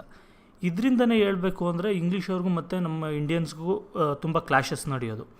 ಯಾಕೆಂದರೆ ಜಸ್ಟ್ ಇಮ್ಯಾಜಿನ್ ಮಾಡ್ಕೊಳ್ಳಿ, ನಿಮ್ಮ ಮನೆಗೆ ಯಾರು ರೆಂಟಿಗೆ ಬಂದಿರ್ತಾರೆ, ಏನಾದ್ರು ಬಂದಿರ್ತಾರೆ, ಬಂದುಬಿಟ್ಟು ಅವ್ರದ್ದೇ ಆದಂಥ ಒಂದು ರೂಲ್ಸ್ ಮಾಡಿಕೊಂಡು ನಾನು ಕರೆಂಟ್ ಬಿಲ್ ಕಟ್ಟಲ್ಲ, ನಾನು ವಾಟರ್ ಬಿಲ್ ಕಟ್ಟಲ್ಲ, ಇಲ್ಲಾಂದರೆ ರೆಂಟ್ ನಾನು ಕೊಡಲ್ಲ ನೀನು ಕೊಡಬೇಕು, ಈ ಥರ ಎಲ್ಲ ಯೂಸ್ಲೆಸ್ ರೂಲ್ಸ್ ಮಾಡಿದ್ರೆ ತುಂಬ ಪ್ರಾಬ್ಲಮೆಟಿಕ್ ಆಗುತ್ತೆ. ಅದೇ ರೀತಿ ಇಲ್ಲಿ ಏನಾಗುತ್ತೆ, ಬೆಂಗಾಲ್ ರೂಲರ್ ಇರ್ತಾನೆ, ಅವನಿಗೂ ಮತ್ತು ಇಂಗ್ಲೀಷ್ ಅವ್ರಿಗೂ ಕೂಡ ಗಲಾಟೆ ಆಗುತ್ತೆ. ನನ್ನ ಒಂದು ಜಾಗದಲ್ಲಿ ನಾನು ಕಂಟ್ರೋಲ್ ಮಾಡೋಂಥ ಒಂದು ದೇಶದಲ್ಲಿ ನೀವು ಬಂದು ನಿಮ್ಮದೇ ಆದಂಥ ರೂಲ್ಸ್ ಮಾಡ್ತಾ ಇದ್ದೀರಾ ಅಂತ ಹೇಳಿದ್ರೆ ನನಗೆ ಅದು ಅವಮಾನ ಅಂತ ಲೆಕ್ಕ ಅಂದ್ಬಿಟ್ಟು ಅಲ್ಲಿ ಕ್ಲಾಶಸ್ ನಡೆಯುತ್ತೆ. ಅದ್ರ ಬಗ್ಗೆ ನೆಕ್ಸ್ಟ್ ನೀವು ಕೇಳ್ತೀರ. ನೋಡಿರಿ, ನೆಕ್ಸ್ಟು ಫ್ರೆಂಚ್ ಅವ್ರು ಬರ್ತಾರೆ. ನೋಡಿ, ಫ್ರೆಂಚ್ ಅವ್ರು ಬಂದು ಇವರೊಂದು ಕಂಪನಿ ಸ್ಟಾರ್ಟ್ ಮಾಡ್ಕೊತಾರೆ. ಇದ್ರ ಹೆಸರು ಬಂದು ಫ್ರೆಂಚ್ ಈಸ್ಟ್ ಇಂಡಿಯಾ ಕಂಪನಿ ಅಂತ. ಫ್ರೆಂಚ್ ಎಲ್ಲಿ ಬರುತ್ತೆ ದೇಶ ಅಂತ ಆಲ್ರೆಡಿ ತೋರಿಸಿದ್ದೀನಿ, ಫ್ರಾನ್ಸ್ ಇಲ್ಲಿ ಬರುತ್ತೆ. ಫ್ರಾನ್ಸ್ ಅಂದರೆ ಫ್ರಾನ್ಸ್ನ ಜನಗಳನ್ನ ನಾವು ಫ್ರೆಂಚ್ ಅಂತ ಕರಿತೀವಿ. ಫ್ರೆಂಚ್ ಈಸ್ಟ್ ಇಂಡಿಯಾ ಕಂಪನಿ ಅಂತ ಸ್ಟಾರ್ಟ್ ಮಾಡ್ತಾರೆ 1664. ಇದ್ರದ್ದು ಒಂದು ಸ್ವಲ್ಪ ಚೇಂಜ್ ಇದೆ. ಏನಂತ ಹೇಳಿದ್ರೆ ಇದು ಪ್ರೈವೇಟ್ ಕಂಪ್ನಿ ಅಲ್ಲ, ಗೌರ್ಮೆಂಟ್ ಓನ್ಡ್ ಕಂಪನಿ. ಅಂದರೆ ಇದು ಕೂಡ ಒಂದು ಕಂಪನಿನೇ, ಆದರೆ ರಿಲಯನ್ಸ್ ಟಾಟಾ ಥರ ಗೌರ್ಮೆಂಟ್ ಕಂಪನಿ ಅಲ್ಲ. ಇದು ಬಂದು ರಿಲಯನ್ಸ್ ಟಾಟಾ ಥರ ಪ್ರೈವೇಟ್ ಕಂಪ್ನಿ ಅಲ್ಲ, ಇದೊಂದು government owned company. For example BESCOM ಅಥವಾ ಇನ್ನೊಂದು ಯಾವುದು HAL ಅಂತ ಏನು ಹೇಳ್ತೀವಿ ಅದು ಇರ್ಬೋದು, ಮತ್ತು BEML ಅಂತ ಹೇಳ್ತೀವಿ. ಈ ಥರ ಗೌರ್ಮೆಂಟ್ ಅವ್ರು ಕಂಟ್ರೋಲ್ ಮಾಡೋಂಥ ಕಂಪನೀಸ್ ಇರುತ್ತಲ್ಲ, ಆ ರೀತಿ ಕಂಪನಿ ಆಗಿರುತ್ತೆ. ಫ್ರೆಂಚ್ ಗೌರ್ಮೆಂಟ್ ಇದನ್ನು ಕಂಟ್ರೋಲ್ ಮಾಡ್ತಾ ಇರುತ್ತೆ. 1668 ಏನಾಗುತ್ತೆ, ಇವರು ಒಂದು ಫ್ಯಾಕ್ಟ್ರಿ ಸ್ಟಾರ್ಟ್ ಮಾಡ್ತಾರೆ ಸೂರತ್ತಲ್ಲಿ. ಮಾಡಿಬಿಟ್ಟು ಆಮೇಲೆ ಏನಾಗುತ್ತೆ, ಇನ್ನೂ ಎಷ್ಟೊಂದು ಫ್ಯಾಕ್ಟ್ರಿಗಳೆಲ್ಲ ಸ್ಟಾರ್ಟ್ ಮಾಡ್ತಾರೆ. ಮಚಿಲಿಪಟ್ನಮ್, ಚಂದ್ರನಗರ್, ಮಾಹೆ, ಕರೈಕಲ್, ಕಾಸಿಂ ಬಜಾರ್, ಈ ಕಡೆ ಎಲ್ಲ ಕೂಡ ಎಷ್ಟೊಂದು ಫ್ಯಾಕ್ಟ್ರಿಗಳು ಸ್ಟಾರ್ಟ್ ಆಗುತ್ತೆ. 1674 ಅಷ್ಟರಲ್ಲಿ ಏನಾಗುತ್ತೆ, 1674 ಒಬ್ಬ ಮುಸ್ಲಿಂ ಅಫಿಷಿಯಲ್ ಇರ್ತಾನೆ. ಅವನ ಹತ್ರದಿಂದ ವಾಲಿಕಂಡಪುರಂ ಅನ್ನೋ ಒಂದು ಜಾಗನ ಇವರು ಪರ್ಚೇಸ್ ಮಾಡ್ತಾರೆ. ಪರ್ಚೇಸ್ ಮಾಡಿ ಅದನ್ನು ಒಂದು ಮೇಜರ್ ಟ್ರೇಡಿಂಗ್ ಸೆಂಟರ್ ಆಗಿ ಇವರು ಎಸ್ಟಾಬ್ಲಿಷ್ ಮಾಡ್ತಾರೆ. ಅಂದರೆ ಬಿಸ್ನೆಸ್ ಮಾಡೋವಂಥ ಒಂದು ಜಾಗ, ಒಂದು ಮಾರ್ಕೆಟ್ ಅಂದ್ಕೊಳ್ಳಿ, ಆ ರೀತಿ ಎಸ್ಟಾಬ್ಲಿಷ್ ಮಾಡ್ತಾರೆ. ಆ ಜಾಗನ ನಾವು ಇವಾಗ ಪಾಂಡಿಚೇರಿ ಅಂತ ಕರಿತೀವಿ. ಯೂನಿಯನ್ ಟೆರಿಟರಿ ಆಗಿದೆ ಪಾಂಡಿಚೇರಿ, ತಮಿಳ್ನಾಡು ಹತ್ರ ಇದೆ ಅದು. ನೋಡಿ, ಆಮೇಲೆ ಏನಾಗ್ತಾರೆ, ಫ್ರೆಂಚ್ ಅವರು ಅಥವಾ ಫ್ರಾನ್ಸಿಂದ ಏನು ಮಾಡ್ತಾರೆ, ಡ್ಯೂಪ್ಲೆಕ್ಸ್ ಅನ್ನೋ ಒಂದು ವ್ಯಕ್ತಿನ ಕಳಿಸ್ತಾರೆ ಈ ಪಾಂಡಿಚೇರಿಗೆ ಅಥವಾ ಇಂಡಿಯಾಗೆ ಅಂದ್ಕೊಳ್ಳಿ. ಏನಂತ, ಗವರ್ನರ್ ಅಂತ. ಗವರ್ನರ್ ಅಂತ ಹೇಳಿದ್ರೆ ಇವ್ರ ಏರಿಯಾ ಅಂತ ಏನು ಕನ್ಸಿಡರ್ ಮಾಡ್ತಾ ಇರ್ತಾರೆ ಪಾಂಡಿಚೇರಿ ಮತ್ತು ಅದು ಸುತ್ತಮುತ್ತ ಏರಿಯಾಸ್ನ, ಅದನ್ನ ರೂಲ್ ಮಾಡೋಕ್ಕೆ ಮತ್ತು ಅದರಿಂದ ಗೌರ್ಮೆಂಟ್ ಇಂಟ್ರೆಸ್ಟ್ನ ಅಲ್ಲಿ ನೋಡ್ಕೊಳ್ಳೋದಕ್ಕೆ ಅಂತ ಹೇಳ್ಬಿಟ್ಟು ಈ ವ್ಯಕ್ತಿನ ಕಳಿಸ್ತಾರೆ. ಈ ಡ್ಯೂಪ್ಲೆಕ್ಸ್ಗೆ ತುಂಬ ಹೈ ಆ್ಯಂಬಿಷನ್ಸ್ ಇರುತ್ತೆ. ಅಂದರೆ ಇವನು ಒಂದು ರೀತಿ ಈ ವ್ಯಕ್ತಿ ಯಾವ ಥರ ಅಂದರೆ, ನಾವು ಪಾದರಸ್ ಥರ ಕೆಲಸ ಮಾಡ್ತಾರೆ ಅಂತಾರಲ್ಲ, ಆ ಥರ ತುಂಬ ಒಳ್ಳೆ ಕೆಲಸಗಾರ ಅಂತ ಹೇಳ್ಬೋದು. ಇವನಿಗೆ ತುಂಬ ಆಸೆ ಇರುತ್ತೆ, ಒಂದು ಫ್ರಾನ್ಸ್ನ ಒಂದು ಡಾಮಿನೆಂಟ್ ಪವರ್ ಆಗಿ ಎಸ್ಟಾಬ್ಲಿಷ್ ಮಾಡಬೇಕು ಸೌತ್ ಇಂಡಿಯಾದಲ್ಲಿ ಅಂತ. ಅಂದರೆ ತುಂಬ ಕಾಂಪೀಟ್ ಕೊಡಬೇಕು ಎಲ್ಲರಿಗೂ ಅಂತ. ಡ್ಯೂಪ್ಲೆಕ್ಸ್ ಆ್ಯಂಬಿಷನಿಂದ ಏನಾಗುತ್ತೆ, ಕರ್ನಾಟಿಕ್ ವಾರ್ಸ್ ಸ್ಟಾರ್ಟ್ ಆಗುತ್ತೆ ಇಂಗ್ಲೀಷ್ ಜೊತೆ. ಅಂದರೆ ಏನು ಕರ್ನಾಟಿಕ್ ವಾರ್ಸ್ ಅಂದರೆ, ಜಸ್ಟ್ ನಾನು ನೆಕ್ಸ್ಟ್ ಬರುತ್ತೆ ಡಿಸ್ಕ್ರಿಪ್ಷನಲ್ಲಿ, ನೆಕ್ಸ್ಟ್ ಫರ್ದರ್ ಪಾರ್ಟಲ್ಲಿ ಬರುತ್ತೆ. ಈಗ ಜಸ್ಟ್ ನಾನು ಹೇಳ್ತೀನಿ ಏನು ಕರ್ನಾಟಿಕ್ ವಾರ್ ಅಂದರೆ. ನೋಡಿ, ಇಂಡಿಯನ್ದು ಇಬ್ಬರು ರೂಲರ್ಸ್ ಇರ್ತಾರೆ, ಒಬ್ರಿಗೊಬ್ರಿಗೆ ಆಗ್ತಾ ಇರಲ್ಲ.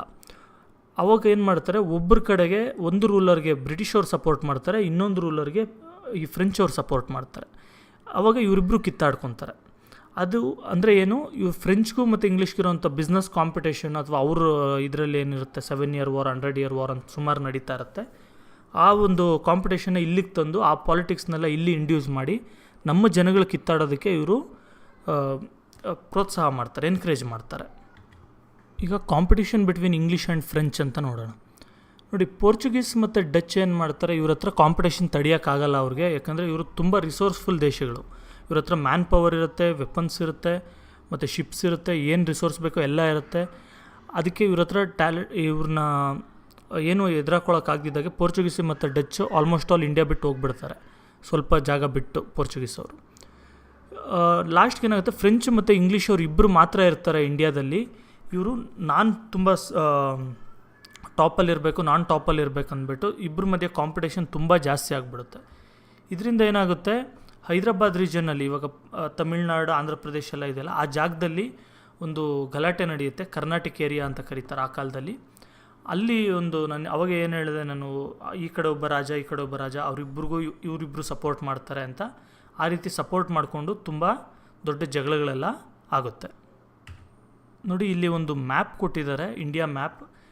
ಇದರಲ್ಲಿ ನೀವು ಯಾವ್ಯಾವ ಜಾಗ ಎಲ್ಲೆಲ್ಲಿ ಬರುತ್ತೆ, ಮತ್ತು ಬ್ರಿಟಿಷರು ಯಾವ ಜಾಗದಲ್ಲಿದ್ದರು, ಫ್ರೆಂಚ್ ಅವರು ಯಾವ ಜಾಗದಲ್ಲಿದ್ದರು, ಇದ್ರ ಬಗ್ಗೆ ಎಲ್ಲ ನೀವು ಜಸ್ಟ್ ಒಂದು ಲುಕ್ ನೋಡಿದ್ರೆ ಒಂದು ಸರಿ ನಿಮ್ಗೆ ಇದ್ರ ಬಗ್ಗೆ ಕ್ಲಿಯರ್ ಕಟ್ ಐಡಿಯಾ ಬರುತ್ತೆ. ನೋಡಿ ಫಾರ್ ಎಕ್ಸಾಂಪಲ್ ಅಹಮದಾಬಾದ್ ಎಲ್ಲಿದೆ, ಮತ್ತು ಸೂರತ್ ಎಲ್ಲಿದೆ, ಡಿಯು, ಡಾಮನ್, ಸಾಲ್ಸೆಟ್, ಬಾಂಬೆ, ಗೋವಾ, ಮತ್ತು ಇಲ್ಲಿ ಕ್ಯಾಲಿಕಟ್ ಎಲ್ಲಿದೆ, ಮಾಹೆ ಎಲ್ಲಿದೆ. ಈ ಕಡೆ ಬಂದರೆ ಮಚಿಲಿಪಟ್ನಮ್ ಇರ್ಬೋದು, ಮದ್ರಾಸ್ ಇರ್ಬೋದು, ಪಾಂಡಿಚೇರ್, ಕರೈಕಲ್ಲು, ನಾಗಪಟ್ಟಣಂ, ಈ ಥರ ಎಲ್ಲಿ ಬಂದು ಸೆಟ್ಲ್ ಆದರೂ ಈ ಕೊಲೋನಿಯಲ್ ಪವರ್ಸ್ ಅಂತ ಅಂದ್ಬಿಟ್ಟು ನಮಗೆ ಈ ಮ್ಯಾಪ್ನ ಕ್ಲಿಯರಾಗಿ ಒಂದು ಸರಿ ಒಂದು 5 ಮಿನಿಟ್ಸ್ ಅನಲೈಸ್ ಮಾಡಿದ್ರಿ ಅಂದರೆ ಕ್ಲೀನಾಗಿ ಗೊತ್ತಾಗುತ್ತೆ. ಈ ಕ್ಲಾಸಲ್ಲಿ ನಾವು ಲಾಸ್ಟ್ ಕ್ಲಾಸಲ್ಲಿ ಅರ್ಧಕ್ಕೆ ನಿಲ್ಲಿಸಿದ್ದಂಥ history chapter, first chapter advent of Europeans to India, ಈ ಚಾಪ್ಟರ್ನ ಕಂಟಿನ್ಯೂ ಮಾಡ್ತೀನಿ. ನೋಡಿ ಪ್ರೀವಿಯಸ್ ಕ್ಲಾಸಲ್ಲಿ ನಾವು ಏನು ತಿಳ್ಕೊಂಡ್ವಿ ಅಂತ ಹೇಳಿದ್ರೆ ಟ್ರೇಡ್ ರಿಲೇಷನ್ಸ್ ಯಾವ ಥರ ಇತ್ತು ಸಿ ರೂಟ್ ಕಂಡುಹಿಡಿಯೋದಕ್ಕೆ ಮೊದಲು, ಅದನ್ನು ನೋಡಿದ್ವಿ. ಮತ್ತು ಫಾಲ್ ಆಫ್ ಕಾನ್ಸ್ಟಾಂಟಿನೋಪಲ್ ನೋಡಿದ್ವಿ, ಕಾನ್ಸ್ಟಾಂಟಿನೋಪಲ್ ಯಾವ ರೀತಿ ಬಿದ್ದೋಯ್ತು ಅಂತ. ಮತ್ತು ಸಿ ರೂಟ್ ಯಾರು ಕಂಡುಹಿಡಿದ್ರು, ಹೇಗೆ ಬಂದರು, ಅದ್ರ ಬಗ್ಗೆ ನೋಡಿದ್ವಿ. ಮತ್ತು ಯುರೋಪಿಯನ್ ಟ್ರೇಡ್ ಕಂಪನೀಸ್ ಬಗ್ಗೆ ನೋಡಿದ್ವಿ. ಮೈನಾಗಿ ಏನಂತ ಹೇಳಿದ್ರೆ ಪೋರ್ಚುಗೀಸ್ ಯಾವ ಥರ ಬಂದರು, ಡಚ್ ಯಾವ ಥರ ಬಂದರು, ಹೇಗೆ ಎಸ್ಟಾಬ್ಲಿಷ್ ಮಾಡಿದ್ರು, ಇಂಗ್ಲೀಷ್, ಫ್ರೆಂಚ್, ಇವ್ರ ಬಗ್ಗೆ ಎಲ್ಲ ನಾವು ತಿಳ್ಕೊಂಡ್ವಿ. ಮತ್ತು ನನ್ನ ಪ್ರೀವಿಯಸ್ ವಿಡಿಯೋ ಲಾಸ್ಟ್ ಪಾರ್ಟಲ್ಲಿ ನಾನು ನಿಮಗೊಂದು ಜಸ್ಟ್ ಬ್ರೀಫಿಂಗ್ ಕೊಟ್ಟಿದ್ದೆ. ಏನಂತ ಅಂದರೆ ಈ ಪೋರ್ಚುಗೀಸು ಮತ್ತು ಡಚ್ ಅವರು ಇಂಡಿಯಾ ಬಿಟ್ಬಿಟ್ಟು ಸಪ್ರೇಟ್ ಹೋಗಿಬಿಡ್ತಾರೆ. ಯಾಕೆ ಅಂತ ಹೇಳಿದ್ರೆ ಫ್ರೆಂಚ್ ಅವರು ಮತ್ತು ಇಂಗ್ಲೀಷ್ ಅವರು ತುಂಬ ಕಾಂಪಿಟೇಷನ್ ಕೊಡ್ತಾ ಇರ್ತಾರೆ. ಆ ಕಾಂಪಿಟೇಷನ್ ತಡೆಯೋಕ್ಕಾಗದೆ ಇವರು ಹೊರಗೆ ಹೋಗಿಬಿಡ್ತಾರೆ. ಈ ಕಾಂಪಿಟೇಷನ್ ಏನಿದೆ ಫ್ರೆಂಚ್ ಮತ್ತು ಇಂಗ್ಲೀಷ್ ಮಧ್ಯೆ, ಈ ಒಂದು ಕಾಂಪಿಟೇಷನ್ನಿಂದ ಬಂದು ಈ ಕರ್ನಾಟಿಕ್ ರೀಜನ್ ಅಂದರೆ ತಮಿಳ್ನಾಡು, ಕೆಲವು ಪಾರ್ಟ್ಸ್ ಆಫ್ ಕರ್ನಾಟಕ, ಆಂಧ್ರ ಪ್ರದೇಶ್, ಈ ಜಾಗದಲ್ಲಿ ಯುದ್ಧಗಳು ನಡೆಯುತ್ತೆ. ಕರ್ನಾಟಿಕ್ ವಾರ್ಸ್ ಅಂತ ಕರೀತಾರೆ ಇದನ್ನು. ಅದರಿಂದ ಇವ್ರ ಜಗಳನ ಇಲ್ಲಿಗೆ ತರ್ತಾರೆ ಅವರು. ಇದ್ರ ಬಗ್ಗೆ ನಾವು ಈ ಕರ್ನಾಟಿಕ್ ವಾರ್ಸ್ ಬಗ್ಗೆ ನಾವು ಈ ವಿಡಿಯೋದಲ್ಲಿ ನಾವು ನೋಡ್ತೀವಿ. ನೋಡಿ ಇದೆಲ್ಲ ನೀವು ತಿಳ್ಕೊಳ್ಳೋಬೇಕು ಮೊದಲು ಅಂತೇಳಿದ್ರೆ ಅದಕ್ಕೂ ಮೊದಲು ಈ ಮ್ಯಾಪ್ನ ನೀವು ಅನಲೈಸ್ ಮಾಡಬೇಕಾಗತ್ತೆ. ನೋಡಿ ಇಲ್ಲಿ ಕೀಸ್ ಕೊಟ್ಟಿದ್ದಾರೆ, ಬಿ ಅಂದರೆ ಬ್ರಿಟಿಷ್, ಎಫ್ ಅಂದರೆ ಫ್ರೆಂಚ್ ಅಂತ. ಆ ರೀತಿ ಎಲ್ಲೆಲ್ಲಿ ಬ್ರಿಟಿಷ್ ಅವರಿದ್ದರು, ಎಲ್ಲೆಲ್ಲಿ ಫ್ರೆಂಚ್ ಅವರಿದ್ದರು ಅಂತಂದ್ಬಿಟ್ಟು ನಾವು ನೋಡಬೇಕು. ನೋಡಿ ಚಿಕ್ಕ ಚಿಕ್ಕ ಸಿಟೀಸ್ ಮಾತ್ರ ಅಥವಾ ಚಿಕ್ಕ ಚಿಕ್ಕ ಊರುಗಳು ಮಾತ್ರ ಅವ್ರು ರೂಲ್ ಮಾಡ್ತಾ ಇರ್ತಾರೆ, ಸರ್ಕಲ್ ಥರ. ಎಲ್ಲರೂ ಅಷ್ಟೇ. ನೋಡಿ ನೀವು ನೋಡ್ಬೋದು ಬ್ರಿಟಿಷ್ ಅವ್ರು ಬಂದು ಇಲ್ಲಿಂದ ಸೂರತ್ತಲ್ಲಿದ್ದಾರೆ, ಬಾಂಬೆಲಿದ್ದಾರೆ, ಫುಲ್ಲು ಇಲ್ಲಿವರೆಗೂ ಕ್ಯಾಲಿಕಟ್ವರೆಗೂ ಬರ್ತಾರೆ. ಮತ್ತು ಈ ಸೈಡ್ ಬಂದರೆ ಮದ್ರಾಸಿಂದ ಹಿಡಿದು ಇಲ್ಲಿ ಬೆಂಗಾಲ್ವರೆಗೂ ಹೋಗಿರ್ತಾರೆ. ಈ ಕಡೆ ಬಾಂಗ್ಲಾದೇಶಲ್ಲಿ ಇವಾಗ ಇದೆ ಢಾಕಾ ಅಂತ ಹೇಳ್ಬಿಟ್ಟು, ಅಲ್ಲಿ ಟೋಟಲ್ ಇಂಡಿಯಾ. ಆವಾಗ ಇದೆಲ್ಲ ಜಾಗದಲ್ಲೂ ಕೂಡ ಬ್ರಿಟಿಷ್ ಅವರು ಇರ್ತಾರೆ. ಮತ್ತು ಯಾವ್ಯಾವ ಊರು ಎಲ್ಲೆಲ್ಲಿದೆ ಅಂತ ನೋಡ್ಕೊಳ್ಳಿ, ಫ್ಯೂಚರ್ ರೆಫರೆನ್ಸಿಗೆ ಬೇಕಾಗುತ್ತೆ ನಿಮಗೆ. ನೋಡಿ ಇದೆಲ್ಲದಕ್ಕೂ ಮೊದಲು ನಾವು ಹೈದ್ರಾಬಾದ್ ಕಿಂಗ್ಡಮ್ ಅಂದರೆ ಏನಂತ ಒಂದು ಸ್ವಲ್ಪ ನಮಗೆ ಗ್ಲ್ಯಾನ್ಸ್ ಇರಬೇಕು. ನೋಡಿ ಹೈದ್ರಾಬಾದ್ ಕಿಂಗ್ಡಮ್ನ ಎಸ್ಟಾಬ್ಲಿಷ್ ಮಾಡಿದ್ದು ಆಸಫ್ ಜಹಾನ್ ಅನ್ನೋ ವ್ಯಕ್ತಿ 1724. ಇವನು ಮೇಯ್ನ್ ರಾಜ ಆಗಿರ್ತಾನೆ ಆಸಫ್ ಜಹಾನ್ ಅನ್ನೋನು. ಅವನ ಅಂಡರಲ್ಲಿ ಸಾಮಂತ ರಾಜರು ಅಂತ ಹೇಳ್ತೀವಲ್ಲ, ಆ ರೀತಿ ಎಷ್ಟೊಂದು ಜನ ರಾಜರು ಇರ್ತಾರೆ. ಅದರಲ್ಲಿ ಒಬ್ಬ ಬಂದು ದೋಸ್ತಾಲಿ ಅಂತ ತುಂಬ ಪವರ್ಫುಲ್ ಆಗಿರ್ತಾನೆ, ಫ್ಯೂಡೇಟ್ರಿ ರೂಲರ್, ಸಾಮಂತ ರಾಜ. ಇವನು ಕರ್ನಾಟಿಕ್ ರೀಜನ್ನ ರೂಲ್ ಮಾಡ್ತಾ ಇರ್ತಾನೆ. ಆದರೆ ಇವನು ಸಾಮಂತ ರಾಜ ಆಗಿದ್ರೂ ಕೂಡ ಆಸಫ್ ಜಾಗೆ ಇವನು ಅಷ್ಟು ಲಾಯಲ್ ಆಗಿರಲ್ಲ, ಅಂದರೆ ನಂಬಿಕಸ್ಥ ಆಗಿರಲ್ಲ. ಒಂದು ಸರಿ ಏನಾಗುತ್ತೆ 1740 ಅಷ್ಟರಲ್ಲಿ ಮರಾಠಾಸ್ ಬಂದು, ನೀವು ಕೇಳಿರ್ತೀರ ಶಿವಾಜಿ ಅವರೆಲ್ಲ, ಪೇಶ್ವಾ ಅವರೆಲ್ಲ, ಆ ಮರಾಠಾಸ್ ಬಂದು ದೋಸ್ತಾಲಿನ ಸಾಯಿಸ್ತಾರೆ 1740. ಮತ್ತು ಈ ಕರ್ನಾಟಿಕ್ ಏರಿಯಾ ಏನಿದೆ ಆ ಏರಿಯಾನೆಲ್ಲ ಲೂಟಿ ಮಾಡ್ತಾರೆ. ಅಷ್ಟೇ ಅಲ್ಲದೆ ಈ ದೋಸ್ತಾಲಿ ಸನ್ನಿನ್ ಲಾ ಅಳಿಯ ಯಾರಿರ್ತಾರೆ ಚಂದಾ ಸಾಹೇಬ್ ಅಂತ, ಅವನ್ನ ಸತಾರ ಹತ್ರ ಕರ್ಕೊಂಡೋಗಿ, ಅಲ್ಲಿ ಸತಾರ ಹತ್ರ ಒಂದು ಜೈಲಿದೆ, ಆ ಜೈಲಲ್ಲಿ ಇವ್ರನ್ನ ಕೂಡಾಕ್ತಾರೆ. ಆಸಫ್ ಜಾ ಏನು ಮಾಡ್ತಾನೆ, ಅನ್ವರುದ್ದೀನ್ ಅನ್ನೋವಂಥ ವ್ಯಕ್ತಿನ ಈ ಕರ್ನಾಟಿಕ್ ಏರಿಯಾಗೆ ನವಾಬಾಗಿ ಘೋಷಣೆ ಮಾಡ್ತಾನೆ. ಏನಿದು ಘೋಷಣೆ ಮಾಡೋದು ಅಂತೇಳಿದ್ರೆ, ಯಾಕಂದರೆ ಇವಾಗ ದೋಸ್ತಾಲಿ ಸತ್ತೋಗಿದ್ದಾನೆ, ಆ ಪ್ಲೇಸ್ಗೆ ಯಾರೂ ಇಲ್ಲ, ಒಂದು ಕೆಲಸಕ್ಕೆ ತೊಗೊಳ್ಳೋದು ಅಂತ ಅಂದ್ಕೊಳ್ಳಿ. ಆ ರೀತಿ ತೊಗೊಂಡು ಅವನ್ನ ದೋಸ್ತಾಲಿ ಪ್ಲೇಸಲ್ಲಿ ಅನ್ವರುದ್ದೀನ್ನ ಅಪಾಯಿಂಟ್ ಮಾಡ್ತಾನೆ. ಇಲ್ಲಿ ಈ ಒಂದು ಇಶ್ಯೂಯಿಂದನೇ ಇವು ಕರ್ನಾಟಿಕ್ ವಾರ್ಸ್ ಎಲ್ಲ ಸ್ಟಾರ್ಟ್ ಆಗೋದು. ನೋಡಿ ಫಸ್ಟ್ ಕರ್ನಾಟಿಕ್ ವಾರ್ ಬಗ್ಗೆ ನೋಡೋಣ. ಇದು 1746ರಿಂದ 48ವರೆಗೂ ನಡೆಯುತ್ತೆ, 2.5-3 ವರ್ಷ. ಇದು ಯಾವ ರೀತಿ ಸ್ಟಾರ್ಟ್ ಆಗುತ್ತೆ ಅಂತೇಳಿದ್ರೆ, ನಾನು ಪ್ರೀವಿಯಸ್ಲಿ ಹೇಳಿದ್ದೆ ಡ್ಯೂಪ್ಲೆಕ್ಸ್ ಅಂತ ಒಬ್ಬ ವ್ಯಕ್ತಿ ಇದ್ದ, ತುಂಬ ಒಂದು ಆ್ಯಂಬಿಷನ್ ಇರೋವಂಥ ವ್ಯಕ್ತಿ ಅಂತ. ಅವನೇನು ಮಾಡ್ತಾನೆ, ಲಾ ಬುರ್ಜುನಾಯಿಸ್ ಅಂತ ಒಬ್ಬ ಇರ್ತಾನೆ. ಇವನು ಮಿಲ್ಟ್ರಿ ಲೀಡರ್, ಇವನು ಯಾವುದೇ ರೂಲರ್ ಅಲ್ಲ, ಜಸ್ಟ್ ಒಂದು ಮಿಲ್ಟ್ರಿ ಕಮಾಂಡರ್ ಅಂತ ಹೇಳ್ತೀವಲ್ವ, ಒಬ್ಬ ಮಿಲ್ಟ್ರಿ ಜನರಲ್ ಅಂತ. ಆ ಥರ ವ್ಯಕ್ತಿ ಇವನು ಮಾರಿಷಸ್ನ ನೋಡ್ಕೊತಾ ಇರ್ತಾನೆ. ಮಾರಿಷಸ್ ಅಂದರೆ ಒಂದು ಚಿಕ್ಕ ಐಲ್ಯಾಂಡ್, ನಾನು ತೋರಿಸ್ತೀನಿ ನಿಮಗೆ. ನೋಡಿರಿ ಇಂಡಿಯಾ ಇಲ್ಲಿದೆಯಲ್ವ, ಮಾರಿಷಸ್ ಅಂತ ಹೇಳಿದ್ರೆ ಇಂಡಿಯಾಯಿಂದ ಸ್ವಲ್ಪ ಡೌನಿಗೆ ಬಂದರೆ ಇಲ್ಲಿ ಬರುತ್ತೆ ಮಾರಿಷಸ್ ಅಂತ. ನೋಡಿ ಈ ಫ್ರಾನ್ಸ್ ಅವರು ಅವನು ಲಾ ಬೊರ್ಜನೈಸ್ ಅಂತ ಏನಿರ್ತಾನೆ ಮಿಲಿಟ್ರಿ ಕಮಾಂಡರ್, ಅವನ್ನ ಇಲ್ಲಿ ಸ್ಟೇಷನ್ ಮಾಡಿರ್ತಾರೆ, ಇಲ್ಲಿ ಇರೋ ಅಂತ. ಅವನ್ನ ಏನು ಮಾಡ್ತಾನೆ, ಈ ಡ್ಯೂಪ್ಲೆಕ್ಸ್ ಅನ್ನೋನು ಕರೆಸಿ ನೀನು ದುಡ್ಡು ಕೊಡ್ತೀನಿ ಹಾಗೆ ಹೇಗೆ ಅಂತ ಹೇಳ್ಬಿಟ್ಟು ಮದ್ರಾಸ್ನ ಅಟ್ಯಾಕ್ ಮಾಡು ಅಂತ ಹೇಳ್ತಾನೆ. ಅವಾಗ ಏನು ಮಾಡ್ತಾನೆ, ಆ ವ್ಯಕ್ತಿ ಮದ್ರಾಸ್ ಜಾಗನ ಅಟ್ಯಾಕ್ ಮಾಡಿಬಿಟ್ಟು ಕ್ಯಾಪ್ಚರ್ ಮಾಡ್ತಾನೆ. ಇದರಿಂದ ಏನಾಗುತ್ತೆ, ಬ್ರಿಟಿಷ್ ಅವ್ರಿಗೆ ಏನು ಮಾಡಬೇಕು ಅಂತ ಗೊತ್ತಾಗಲ್ಲ. ಮದ್ರಾಸ್ ಬಂದು ತುಂಬ ಇಂಪಾರ್ಟೆಂಟ್ ಒಂದು ಜಾಗ ಆಗಿರುತ್ತೆ ಅವ್ರಿಗೆ, ಅದನ್ನು ಬಿಡೋಕ್ಕೆ ಅವ್ರಿಗೆ ಇಷ್ಟ ಆಗಲ್ಲ. ಅದರಿಂದ ಬ್ರಿಟಿಷ್ ಅವರು ಅನ್ವರುದ್ದೀನ್ ಹೆಲ್ಪ್ ತೊಗೊಳ್ತಾರೆ. ಈ ಅನ್ವರುದ್ದೀನ್ ಯಾರಂತ ನಿಮ್ಗೆ ಆಗಲೇ ಗೊತ್ತಾಗಿರಬೇಕು. ಇವನು ನವಾಬ್ ಆಗಿರ್ತಾನೆ ಕರ್ನಾಟಕ, ಅಂದರೆ ಸಾಮಂತ್ ರಾಜ. The Nawab of Karnataka for support. The army sent by Anwaruddin fail to defeat the French at the Madras. ಆದರೆ ಈ ಅನ್ವರುದ್ದೀನ್ ಆರ್ಮಿ ಕಳಿಸ್ತಾನೆ ಇವರು ಬ್ರಿಟಿಷ್ ಅವ್ರಿಗೆ ಸಪೋರ್ಟ್ ಮಾಡೋಕ್ಕೆ ಅಂತ. ಆದರೆ ಫ್ರೆಂಚ್ ಅವ್ರನ್ನ ಇವನು ಸೋಲ್ಸೋಕ್ಕಾಗಲ್ಲ. Finally La Bourdonnais took money from the English and return Madras and went back to Mauritius. ಈ ವ್ಯಕ್ತಿ ಏನಿರ್ತಾನೆ, ಇವನು ಬ್ರಿಟಿಷ್ ಅವ್ರ ಹತ್ರ ಅಥವಾ ಇಂಗ್ಲೀಷ್ ಅವ್ರ ಹತ್ರ ಇವನು ದುಡ್ಡು ತೊಗೊಂಡ್ಬಿಟ್ಟು ಮದ್ರಾಸ್ನ ವಾಪಸ್ ಕೊಟ್ಬಿಡ್ತಾನೆ ಅವ್ರಿಗೇನು ಇಂಗ್ಲೀಷ್ ಅವ್ರಿಗೆ, ಮತ್ತು ಮಾರಿಷಸ್ಗೆ ವಾಪಸ್ ಹೋಗ್ಬಿಡ್ತಾನೆ. ನೋಡಿ, ಈ ಇಬ್ಬರು ವ್ಯಕ್ತಿಗಳು ಡ್ಯೂಪ್ಲೆಕ್ಸ್ ಮತ್ತು ಬೊರ್ಜನೈಸ್ ಇಬ್ಬರು ಕೂಡ ಬಂದು ಫ್ರೆಂಚ್ ಅವರೇ. ಆದರೆ ಇವರಿಬ್ಬರು ಅಧಿಕಾರಿಗಳು, ಇವರು ಗೌರ್ಮೆಂಟ್ ಅಲ್ಲ. ಅದಕ್ಕೆ ಏನು ಮಾಡ್ತಾನೆ, ಡ್ಯೂಪ್ಲೆಕ್ಸ್ ಹೇಳಿದ ಮಾತನ್ನ ಇವನು ಕೇಳ್ದಿದ್ದಾಗೆ ಅವ್ರ ಹತ್ರ ದುಡ್ಡು ಇಸ್ಕೊಂಡು ವಾಪಸ್ ಕೊಟ್ಬಿಟ್ಟು ಇವನ ಪಾಡಿಗೆ ಇವನು ಒಳ್ಳೆ ದುಡ್ಡು ಮಾಡ್ಕೊಂಡು ಮಾರಿಷಸ್ಗೆ ಹೋಗ್ಬಿಡ್ತಾನೆ. ಇದರಿಂದ ಡ್ಯೂಪ್ಲೆಕ್ಸ್ಗೆ ತುಂಬ ಕೋಪ ಬರುತ್ತೆ, ಏನು ಹಿಂಗೆ ಮೋಸ ಮಾಡ್ದ ಇವನು ಅಂತ. ಇದರಿಂದ ಏನು ಮಾಡ್ತಾನೆ, ಮದ್ರಾಸ್ನ ಇವನೇ ಅಟ್ಯಾಕ್ ಮಾಡಿ ತೊಗೊಳ್ತೀನಿ ಅಂತ ಹೇಳ್ಬಿಟ್ಟು ಟ್ರೈ ಮಾಡ್ತಾನೆ. ಆದರೆ ತೊಗೊಳಕ್ಕಾಗಲ್ಲ, ತುಂಬ ಫೇಲ್ಯೂರ್ ಆಗಿಬಿಡುತ್ತೆ. ಅದರಿಂದ ಲಾಸ್ಟ್ಗೆ ಏನಾಗುತ್ತೆ, ಈ ವಾರ್ಗೆ ಒಂದು ಯುರೋಪಲ್ಲಿ, ಅಂದರೆ ಇಂಡಿಯಾ ಇಲ್ಲಿ ನಡೆದಿದ್ದಂಥ ಈ ಒಂದು ಇಶ್ಯೂನ ಯುರೋಪಲ್ಲಿ ಸೆಟ್ಲ್ ಮಾಡ್ಕೊತಾರೆ. ಫ್ರಾನ್ಸ್ ಮತ್ತು ಇಂಗ್ಲೆಂಡ್ ಅವರು ಇಬ್ಬರು ಕೂತ್ಕೊಂಡು ನಾವು ಇದೆಲ್ಲ ತೊಂದರೆ ಮಾಡೋದು ಬೇಡ ಅಂತ ಹೇಳ್ಬಿಟ್ಟು ಏಕ್ಸ್ಲಾ ಚಪೆಲ್ ಅಂತ ಒಂದು ಟ್ರೀಟಿ ಮಾಡ್ಕೊತಾರೆ. ಟ್ರೀಟಿ ಮಾಡಿಕೊಂಡು ಈ ಯುದ್ಧನ ನಿಲ್ಲಿಸ್ತಾರೆ. ಇದಾದಮೇಲೆ ಏನಾಗುತ್ತೆ, ಈ ನಿಜಾಮ್ ಇರ್ತಾನಲ್ಲ ಹೈದ್ರಾಬಾದ್ಗೆ, ಆಸಫ್ ಜಾ ಅಂತ ನಾನು ಏನು ಹೇಳಿದೆ ಮೊದಲು ಮೈನ್ ರೂಲರ್ ಇದ್ದಾನೆ ಅಂತ, ಅವನು 1748 ಸತ್ತೋಗ್ತಾನೆ. ಇದರಿಂದ ಏನಾಗುತ್ತೆ, ಇವ್ರ ಮಗ ಒಬ್ಬ ಇರ್ತಾನೆ ನಾಸಿರ್ ಜಂಗ್ ಅಂತ, ಅವನು ಮತ್ತು ಇವ್ರ ಮೊಮ್ಮಗ ಇರ್ತಾನೆ, ಅಂದರೆ ಮಗಳ ಮಗ ಮುಜಾಫರ್ ಜಂಗ್ ಅಂತ. ಅವರಿಬ್ಬರು ಕೂಡ ಈ ಹೈದ್ರಾಬಾದ್ ನಿಜಾಮ್ ಪೋಸ್ಟ್ ನನಗೆ ಬೇಕು ನಾನು ರಾಜ ಆಗಬೇಕು ಅಂದ್ಬಿಟ್ಟು ತುಂಬ ಗಲಾಟೆ ಮಾಡ್ತಾ ಇರ್ತಾರೆ.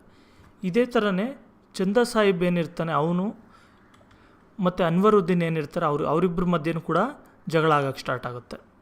ಅಂದರೆ ನಿಮ್ಗೆ ಚಂದಾ ಸಾಹಿಬ್ ಗೊತ್ತಿರ್ಬೋದು, ಇವನು ದೋಸ್ತಾಲಿ ಅಳಿಯ, ಇವನ್ನ ಮರಾಠಾಸ್ ತೊಗೊಂಡೋಗಿ ಜೈಲಿಗೆ ಹಾಕಿರ್ತಾರೆ. ಅವನು ಅನ್ವರುದ್ದೀನ್ ಬಂದು ಈ ಆಸಫ್ ಜಾ ಅನ್ನೋನು ಅಪಾಯಿಂಟ್ ಮಾಡಿರ್ತಾನೆ ಕರ್ನಾಟಕಕ್ಕೆ. ಅವನು ಇವರಿಬ್ಬರ ಮಧ್ಯೆ ಆ ಕರ್ನಾಟಕ ಜಾಗ ನನಗೆ ಬೇಕು ಅಂತಂದ್ಬಿಟ್ಟು ಜಗಳ ಆಗ್ತಾ ಇರುತ್ತೆ. ಅಲ್ಲಿಗೆ ನಿಮಗೆ ಕ್ಲಿಯರ್ ಕಟಾಗಿ ಅರ್ಥ ಆಗಬೇಕು.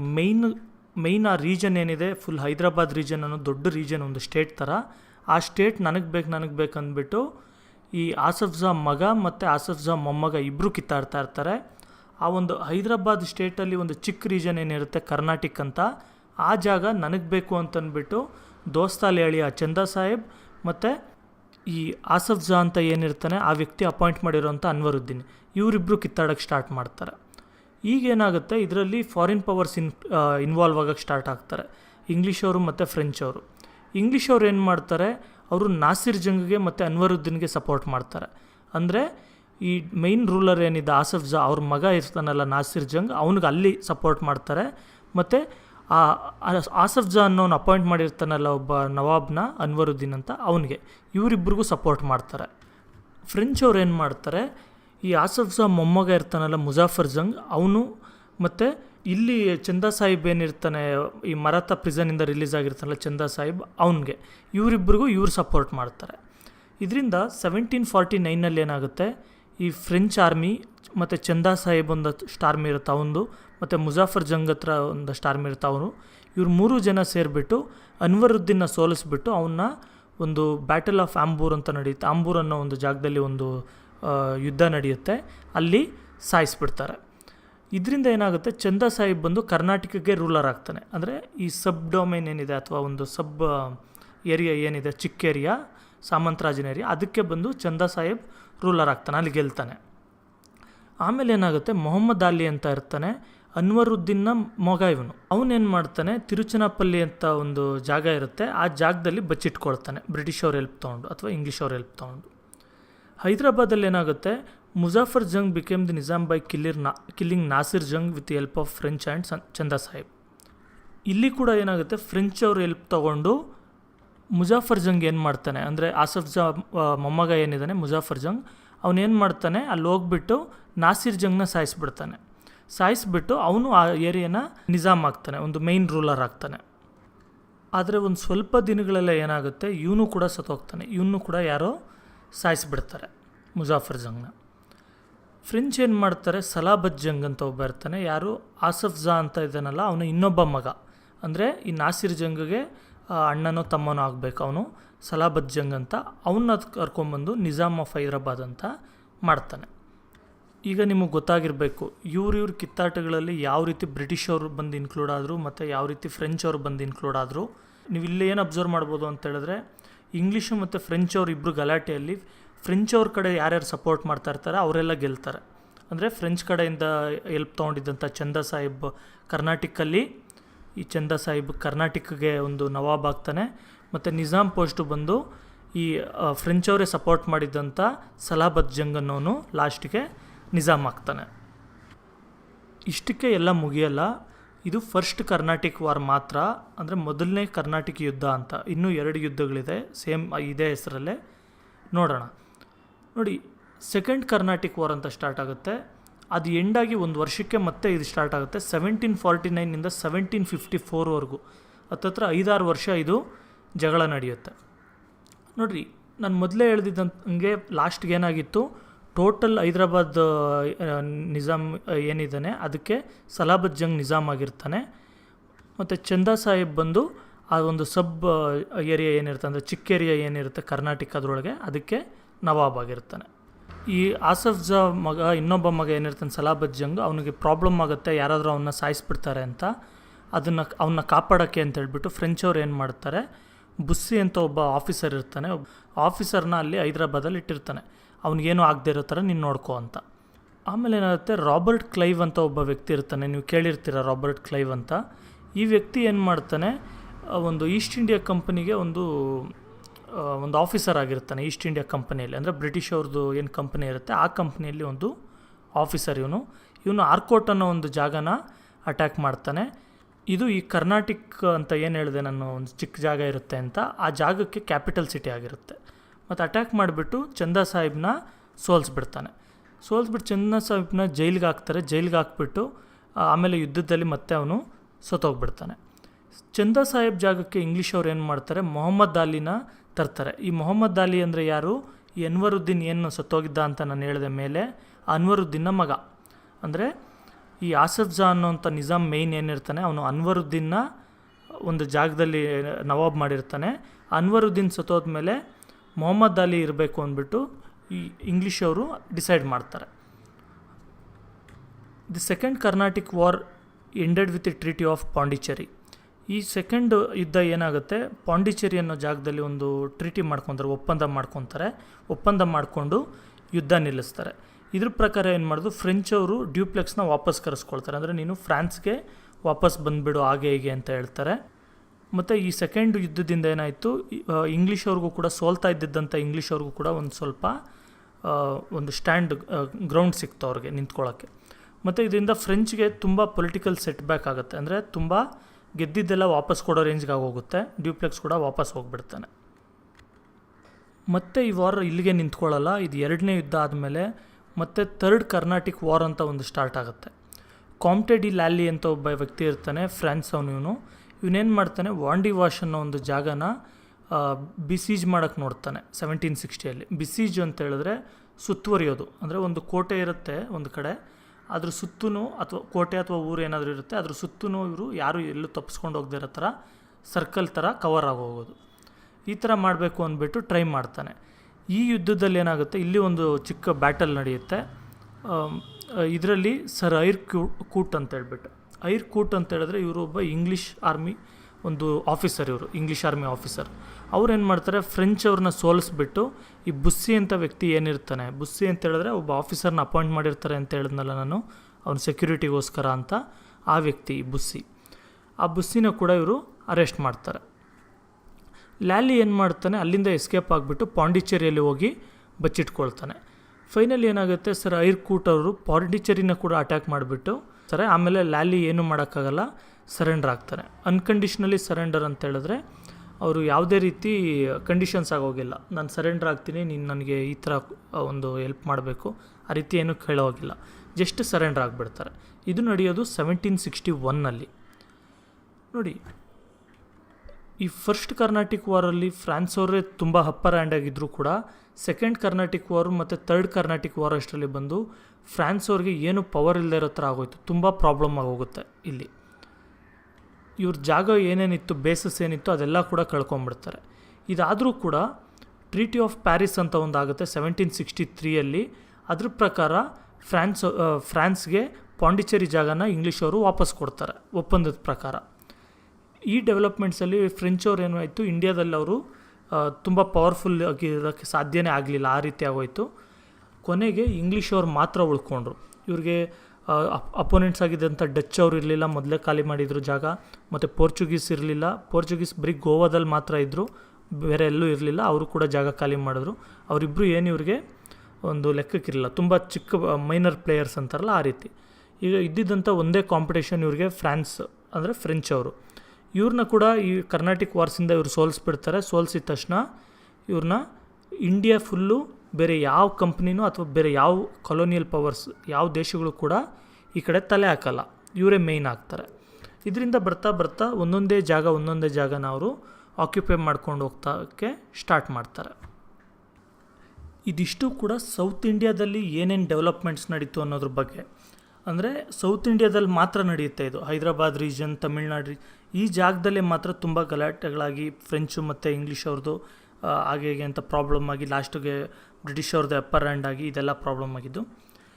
ನೆಕ್ಸ್ಟ್ ವಿಡಿಯೋದಲ್ಲಿ ನಾನು ನಿಮಗೆ ಈ ಬೆಂಗಾಲ್ ರೀಜನಲ್ಲಿ ಒಂದು ಇದೇ ಥರ ಇಶ್ಯೂ ನಡೆಯುತ್ತೆ ನೋಡಿ. ಸೌತ್ ಇಂಡಿಯಾ ಕಡೆಯಿಂದ ಬ್ರಿಟಿಷ್ ಅವರು ಆಕ್ಯುಪೈ ಮಾಡೋಕ್ಕೆ ಸ್ಟಾರ್ಟ್ ಮಾಡ್ತಾರೆ ಈ ಕರ್ನಾಟಿಕ್ ವಾರ್ಸಿಂದ, ಮತ್ತು ಬೆಂಗಾಲಲ್ಲಿ ಅವರು ಆಕ್ಯುಪೈ ಮಾಡ್ಕೊಳಕ್ಕೆ ಸ್ಟಾರ್ಟ್ ಮಾಡ್ತಾರೆ, ಬೆಂಗಾಲ್ ಮತ್ತು ಬಿಹಾರ್ ಆ ರೀಜನಲ್ಲಿ. ಅಲ್ಲಿ ಯಾಕೆ ಅಂತ ಹೇಳಿದ್ರೆ ಬ್ಯಾಟಲ್ ಆಫ್ ಪ್ಲಾಸಿಯಿಂದ.